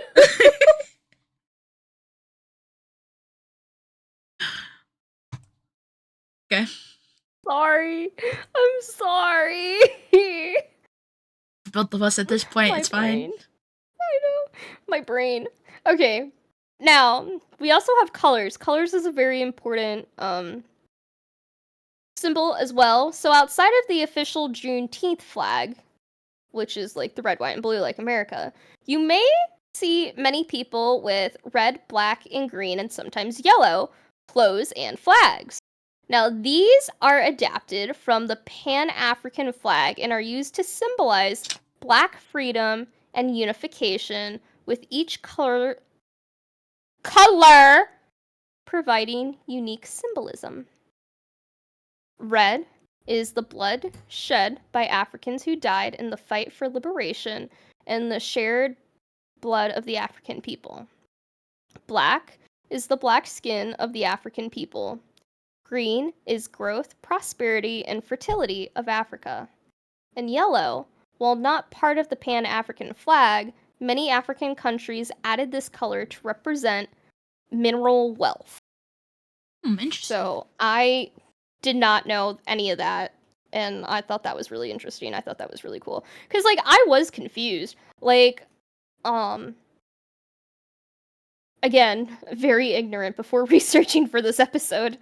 I was confused originally. Like, for example,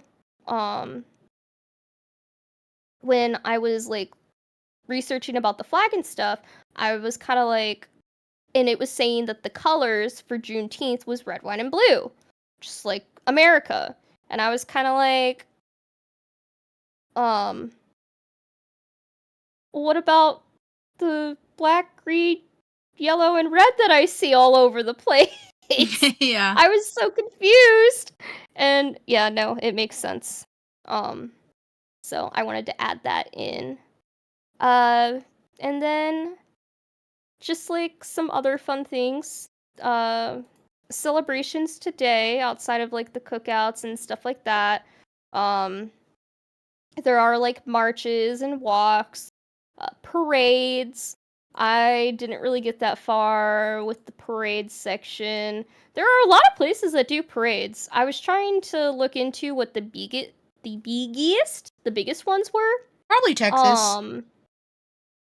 Texas for sure. Atlanta has a huge parade as well. There was one that caught my eye. So, Montgomery does a parade, but it looks like it was canceled this year due to thunderstorms. Threat of thunderstorms. So the parade was canceled. It was like a march and parade. Okay. There's crap. Hold on. Oh, Milwaukee has one, which I thought was really interesting. Milwaukee, Wisconsin. Oh, that's so random. Yeah, isn't it? There's like multiple articles about it too. About the Milwaukee one. It looks pretty big, dude. Interesting. Yeah, that one really surprised me. Again, Atlanta's is pretty big. There's like, I feel like multiple in Texas, but also in Texas you have like the other things too. Like there's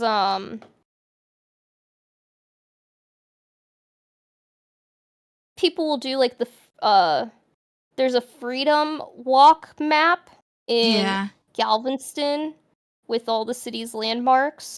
There's some of the other parades. There was another place. Oh, Philadelphia. Philadelphia also does a Juneteenth parade.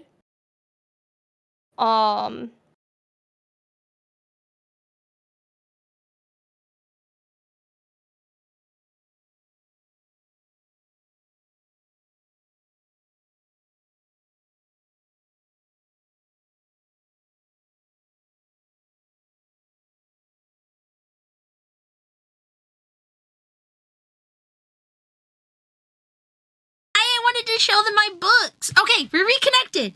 We're back. Guys, my internet died, cool. but we're back. We're back. We're back. Chicago did a celebratory flag of football game. Ooh, fun. There was like a concert too. Music is definitely a big thing. I know like a lot of places will do like Chill concerts and out, stuff dude. as well. You know what's funny? Hmm. There is the fact that this is like a frequent search on Google is what I find funny but endearing. Funny but endearing. How to honor Juneteenth as a white person. Yeah, no, I put that in our discussion points. Oh, did you? Yeah, There's also proper how to Juneteenth celebrate etiquette. Juneteenth as a non-black person. Because it's a discussion to be had. Yeah, no, it is. I think it's endearing. I think it's cute.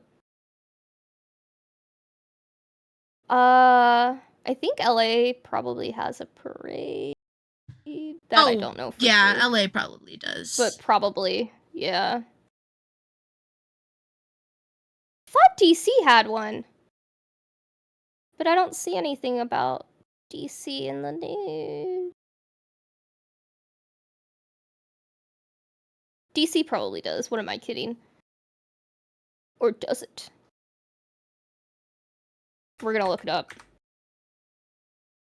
Okay, well, while she's doing that, I'm just gonna quickly talk about what DC I have on the screen. So, as a librarian, I wanted to take this time to recommend some books that I've read on various topics regarding Juneteenth, slavery, Black culture, all this different stuff.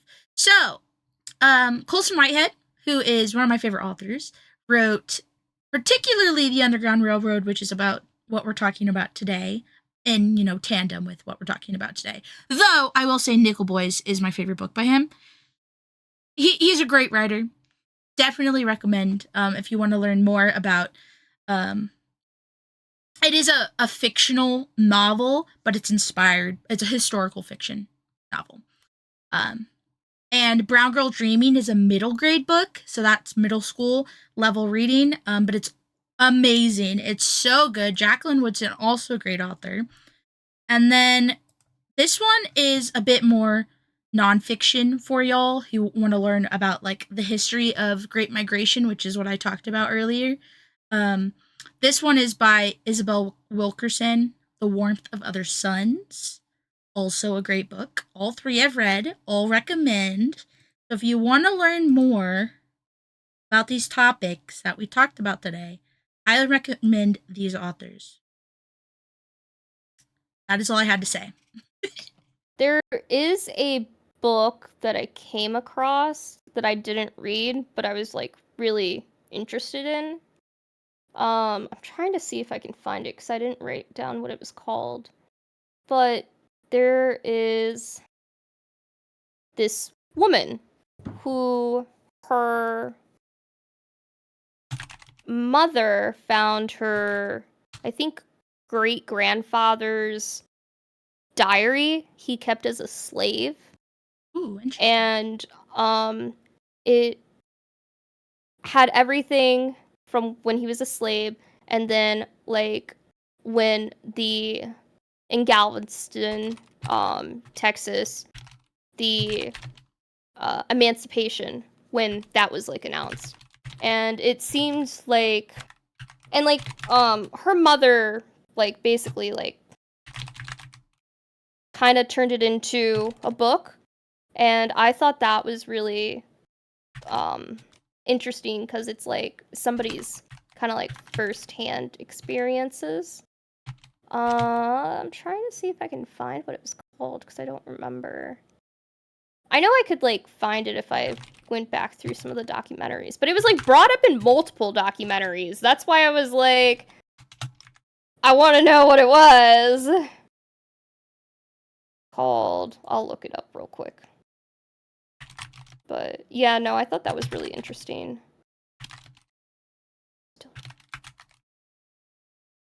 Book with diary entries. But yeah, this was an interesting episode. Yeah, no, a lot of things I knew, a lot of things I didn't know, and also just like a good opportunity to educate not just ourselves, but anyone that's listening, anyone that comes upon our VOD videos later down the road, um, our eventual Spotify episodes whenever those happen. Yeah. Yeah, no, a very interesting topic. Honestly, perfect that our Thursday fell on Juneteenth this year. I know, it's very rare when this happens for us. Yeah, we're something we want to talk about is the actual day we're talking about it. Usually we're like late or early, but today we got to talk about it on the day. I mean, it's usually within a week, but yeah, we try to keep it pretty close. But today we got to do it on the day, which is rare. Yeah, and we just like we didn't talk about everything, so there's plenty more to learn. So if you were interested in this topic and you want to learn more, definitely keep on reaching out and learning things. Even like comment some things that we didn't talk about if you guys want to let us know some things that we missed, because we love learning. That's part of why we do this podcast. A couple of the documentaries I was listening to, they all kind of like it all talked about different aspects of Juneteenth, but it was all within the same areas of Texas. And then like the last one I was listening to was covering other places in Texas, and I was kind of like, oh shit, I wish I would have done more research of like other places, not just like specifically the like, what's it called? Oh fuck, I already forgot it. Galveston, Texas? Yeah. And the like places around there. Like I wish I would have thought about looking at other places too, because there was a place in Dallas, I think it was like shit. I think it was Dallas or somewhere around there where there was like this Wells Crownsville State Cemetery. Oh, okay. And there's actually quite a few cemeteries, it sounds like, where like just unmarked black graves or like black slave graves, stuff like that. And I was kind of like, I didn't really think of that, and like honestly, it wasn't something that was like initially talked about with all the Juneteenth things that I was looking at, but was like connected in a way of like also remembering people that have passed. But there was this fucking mental hospital that got created, and they were just throwing all the black people in there and fucking torturing the shit out of them and killing them and then burying them. As scientists do. That's a weird thing with science, is using like minority groups, impoverished people, just like anyone that they think is lesser than them to experiment on. And like they did it in the Holocaust. They did it, oh my gosh, in psychology. We learned about was it tuberculosis? There was a whole town of black people that they purposely infected with a disease to study it. I can't remember what it was. Oh my God. It was terrible. It was absolutely terrible. What was it? Well, then you think about like lobotomies and shit too. Like, yeah, just in America, I should say. Like, I know it was other places, but like specifically in America, like America's always been bad with. Yeah, syphilis. It was syphilis. Holy Tuskegee syphilis study. It was conducted on African men in Tuskegee, Alabama from 1932 to 1972, and it aimed to observe the natural progression of untreated syphilis. So there was a treatment for syphilis, penicillin, and they weren't giving them any treatment. They just let the disease progress until they were dead. It was awful. The medical community they did awful things before there was like regulations put in place. Awful things to humans, awful things to animals. Disgusting. The specific mental hospital I'm thinking of, I'm trying to find what it was called. Yeah. Okay, it is Crownsville Hospital. Okay, yeah. Crownsville Hospital in Maryland. So it was during the Jim Crow era. Mm-hmm. And it was one of the last segregated mental asylums in the county. Oh, in the county? Okay. Yeah. They basically kind of like what they did with mental asylums, like everywhere in the United States. They just threw people in there. But this one was all black. And it was brutal. They brutally tortured and abused them. And then hold on, I'm trying to. Oh, there's a book, Madness, Race, and Insanity in a Jim Crow Asylum. I love a good book. Yeah. So, I didn't want an interview. I wanted the... Okay, well, what I remember, I should say, they, like, buried a bunch of them.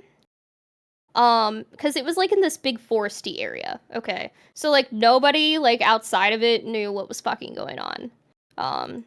Of course. And, now there's this group, that in Crownsville, or whatever, and, well, Maryland, where they, like, go around, and it's so wholesome. They'll, like, do research on every single person who, like, died at that hospital, and they go around and do, like, small little remembrance ceremonies for them. So I thought that was really sweet. Yeah. It was also in a Juneteenth documentary that I was listening to. So, but yeah, I was like, that's crazy. Yeah, that's all I have for today. Okay. I feel like there's a lot of people we learned about that we want to talk about, like, later on. Later. Like the Reverend. For sure. For sure. Mm-hmm. Yeah, we love Reverend Yates. Oh, yeah. Even, what a like, great man. Even, like, Frederick Douglass and... Oh, yeah. They all have stories to tell, man. Everyone has a story. I'm saying. Mm-hmm. I want to know them all. If I could, like, live a million years, I would learn so much, guys. Oh, yeah. And, okay, so, discussion questions. Real quick. I know we kind of talked about this earlier, but, yeah, I talked about it when you were gone. Oh, you did? Yeah, okay. When you were in the bathroom, I talked about it. Unintentionally, I think it should be. Unintentionally? I think it should be taught in schools, like, especially elementary school, because they teach you...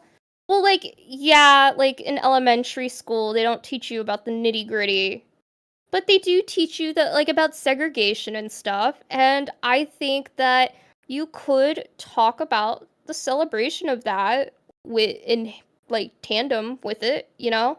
I also think, I said this earlier, so for anyone that already heard me say this, I'm saying it for Lila, not for you. In, like, high school, when we learned about it, they kind of just said, like, they made it out to be Abraham Lincoln freed the slaves, then and there, magically done, right? Yeah, I had no idea it took 2.5 years. Yeah, and I think it's important to notice, like, how long it takes for legislation to pass and, like, fully be accepted. And I also think it's important to notice, like, how long it took for people to even know that they were free. Like, I think that concept is important for high school students to understand about the history of slavery. I don't think that there's any reason for you to not teach that, you know? Yeah, no, for sure. Yeah. Um, Crap, there was something else.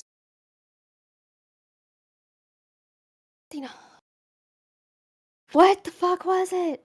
Because I literally brought up the discussion questions because I had a question in mind that I was going to ask you, but then I Ow. forgot it.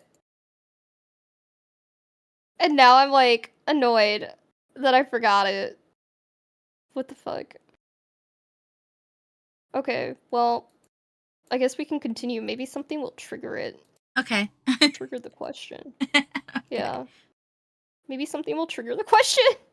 I just put in there just like, it's not really a discussion. It was more like a, hey, let me like say a thing. So we talked about it just a little bit ago, but celebrating Juneteenth as a non-Black American. I think there's ways to do it correctly, and I think there's ways to do it incorrectly, for sure. I think that from the consensus that I've seen online, a lot of Black Americans would just like their own space to celebrate. But there are ways that you can help in that and also celebrate with them. And a lot of it's just supporting them, supporting Black businesses, Black creators, educating yourself about the history like we did today. Yeah, it's really easy to just let someone, do what they want to do and not kind of like push yourself into it. It's not a day for us to celebrate unless we are a part of the population that was affected, But we can help in ways that are impactful. So supporting someone I will say this time. hold on. I need to sit up. I'm slouching. You know when you're like slouching in your chair and you slowly just get further and further away? Yeah. That was me just now. I did one of the documentaries I was listening to. There was something interesting that was brought up about like celebrating as a non-Black, and it was really, I can't remember who this lady was, but she was really important because she was like important to the town, and she comes from a family that was really important. Okay. During that time. But she was basically saying like she thinks, this is her opinion, obviously. Yeah. But that everybody should celebrate it if they want to celebrate it, because it is not just a holiday for Blacks, but as America in general, because it is the day that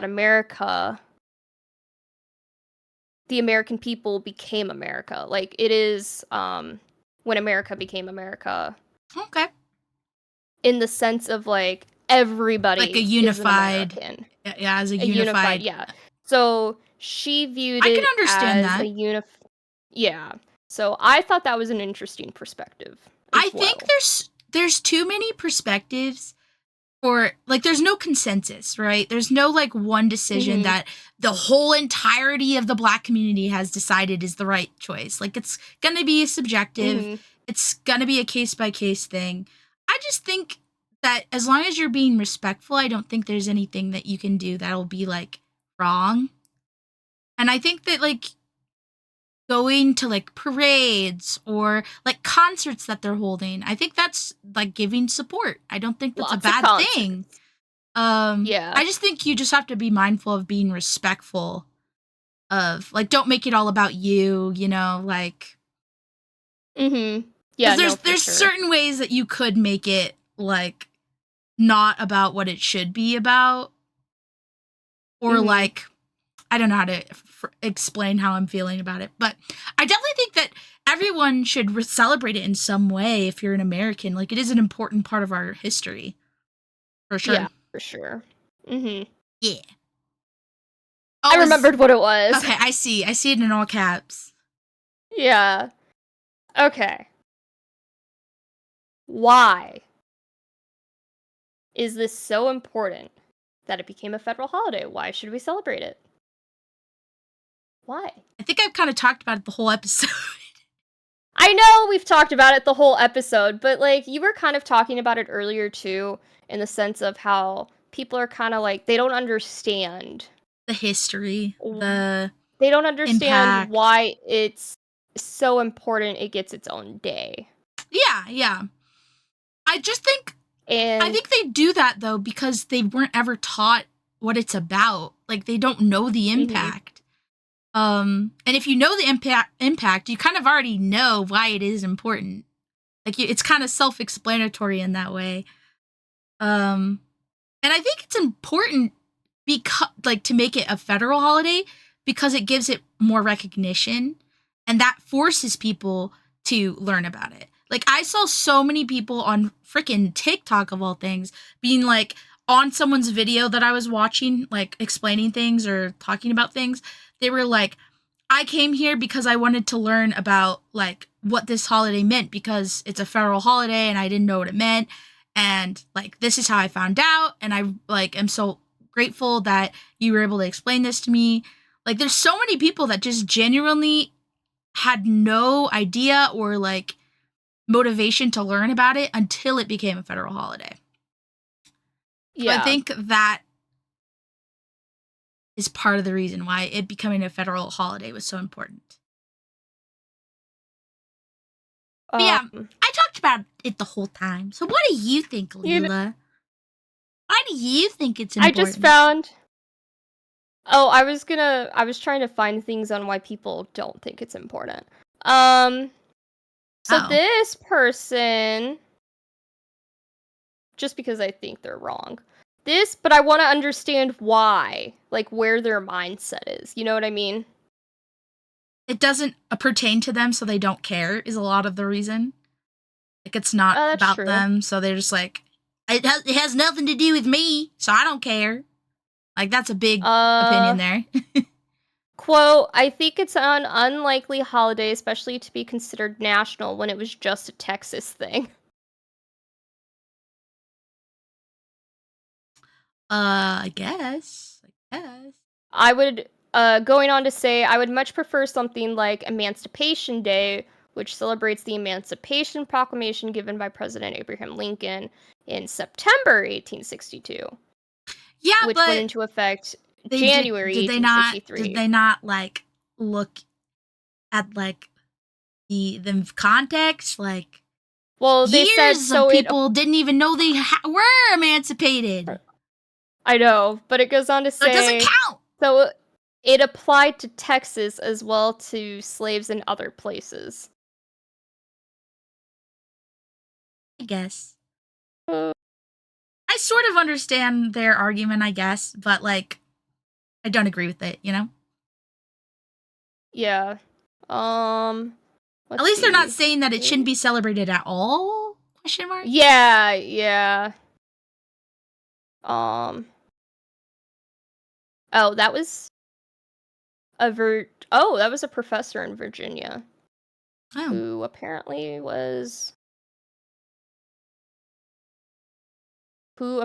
grew up under Martin Luther King. Okay. It's I'm just very fascinated with the way people think. That is why I am doing this right now. I don't want people to think that I am on the other side here. I'm just fascinated with the way people think and the things that affect them to think in that way. I have a fascination as well, but I also don't like arguing with stupid. And I'm sorry, I know like calling people stupid is like mean and you're not supposed to do that. But some people I just can't. I can't argue with stupid. Like there's a point where they don't want to like even think about what I'm saying. So it's like pointless to argue with them. There is an article saying that there's a lot of widespread misconception about Juneteenth. Oh yeah, which for is sure. what a lot of people like think is like get true, up in arms about which it. Leads to yeah, which is why they were against it becoming a national holiday. Yeah, I've seen, like, people think that it's, like, a holiday for Black Lives Matter, which is not true. No. I've seen a lot of, like, miscommunication going on. Miseducation. Yeah. Yeah. Lots of that, which doesn't surprise me because I feel like just in general, like, America is full of a bunch of, like you said, stupid people.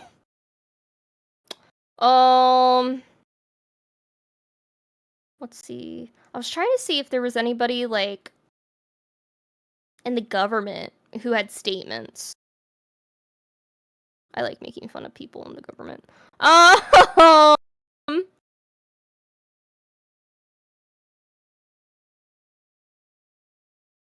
Okay. Well. Oh, there's a Reddit page. Oh, no. Reddit page is deleted. Okay. Probably for the best. Reddit can get a little bad. Someone said there's still comments, but the post itself is, like, gone, deleted. Mm-hmm. Someone commented the Declaration of Independence actually wasn't signed until August 2nd. Should July 4th be a federal holiday? Jesus was actually born sometime in spring. Should December 25th be a federal holiday? Holidays are primarily symbolic. The cultural, ritualistic value is far more important than a somewhat penitentic, historically correct date. Okay. I feel like that was pro, not against. No, that was against. Oh, it was against? They're saying that just because the slaves weren't freed on the actual Emancipation Day, that it shouldn't matter. Because, like, other holidays are on days that aren't actually the day that things happened. There's a lot of comments underneath of it, too. Okay, well, let's get off of Reddit, Lila. I think it's time for us to Reddit do is a dangerous outro. place. Reddit is a very dangerous place. Okay. Oh, yeah, I wrote the outro. Yeah. That's right. Let me know when you're ready. Okay. Okay.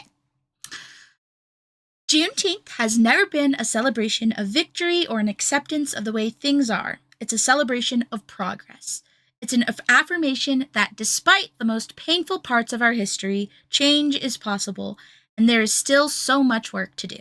Barack Obama, 44th President of the United States, and Civil Rights Attorney. In this episode, we're reminded that Juneteenth is not just a day in history, it's a living legacy. It honors the resilience of Black Americans, the ongoing fight for equality, and the power of truth-telling in a country still grappling with its past. From 1865 in Galveston to today, Juneteenth has carried the weight of freedom delayed, but also the joy and determination of freedom claimed. It's a story of struggle, but also of cultural pride, community strength, and resistance through celebration. If we've learned anything today, it's that remembering matters. Acknowledging the full truth of our history is essential, not only to understanding where we've come from, but to building the future we want to see. So whether you're attending a Juneteenth celebration, reading up on Black history, or just having an honest conversation, know that every step toward awareness and justice matters. Thanks for joining us on this journey. Until next time, keep learning, keep listening, and keep honoring the stories that shaped and continue to shape America. This has been Series of Geektastic Events. As we mark Juneteenth, let's commit to knowing the history and being part of the change. Beautiful. Beautifully done, Lila. Very serious today. You did a wonderful job. It was, Thank you, Angie. Thank you for joining us today. Thank you. Thank you for joining us. Like quotes. There's so many, like, powerful quotes, and I really wanted to incorporate quotes where I could. See you guys next week. Lila says goodbye. Bye-bye. Bye-bye. Bye-bye.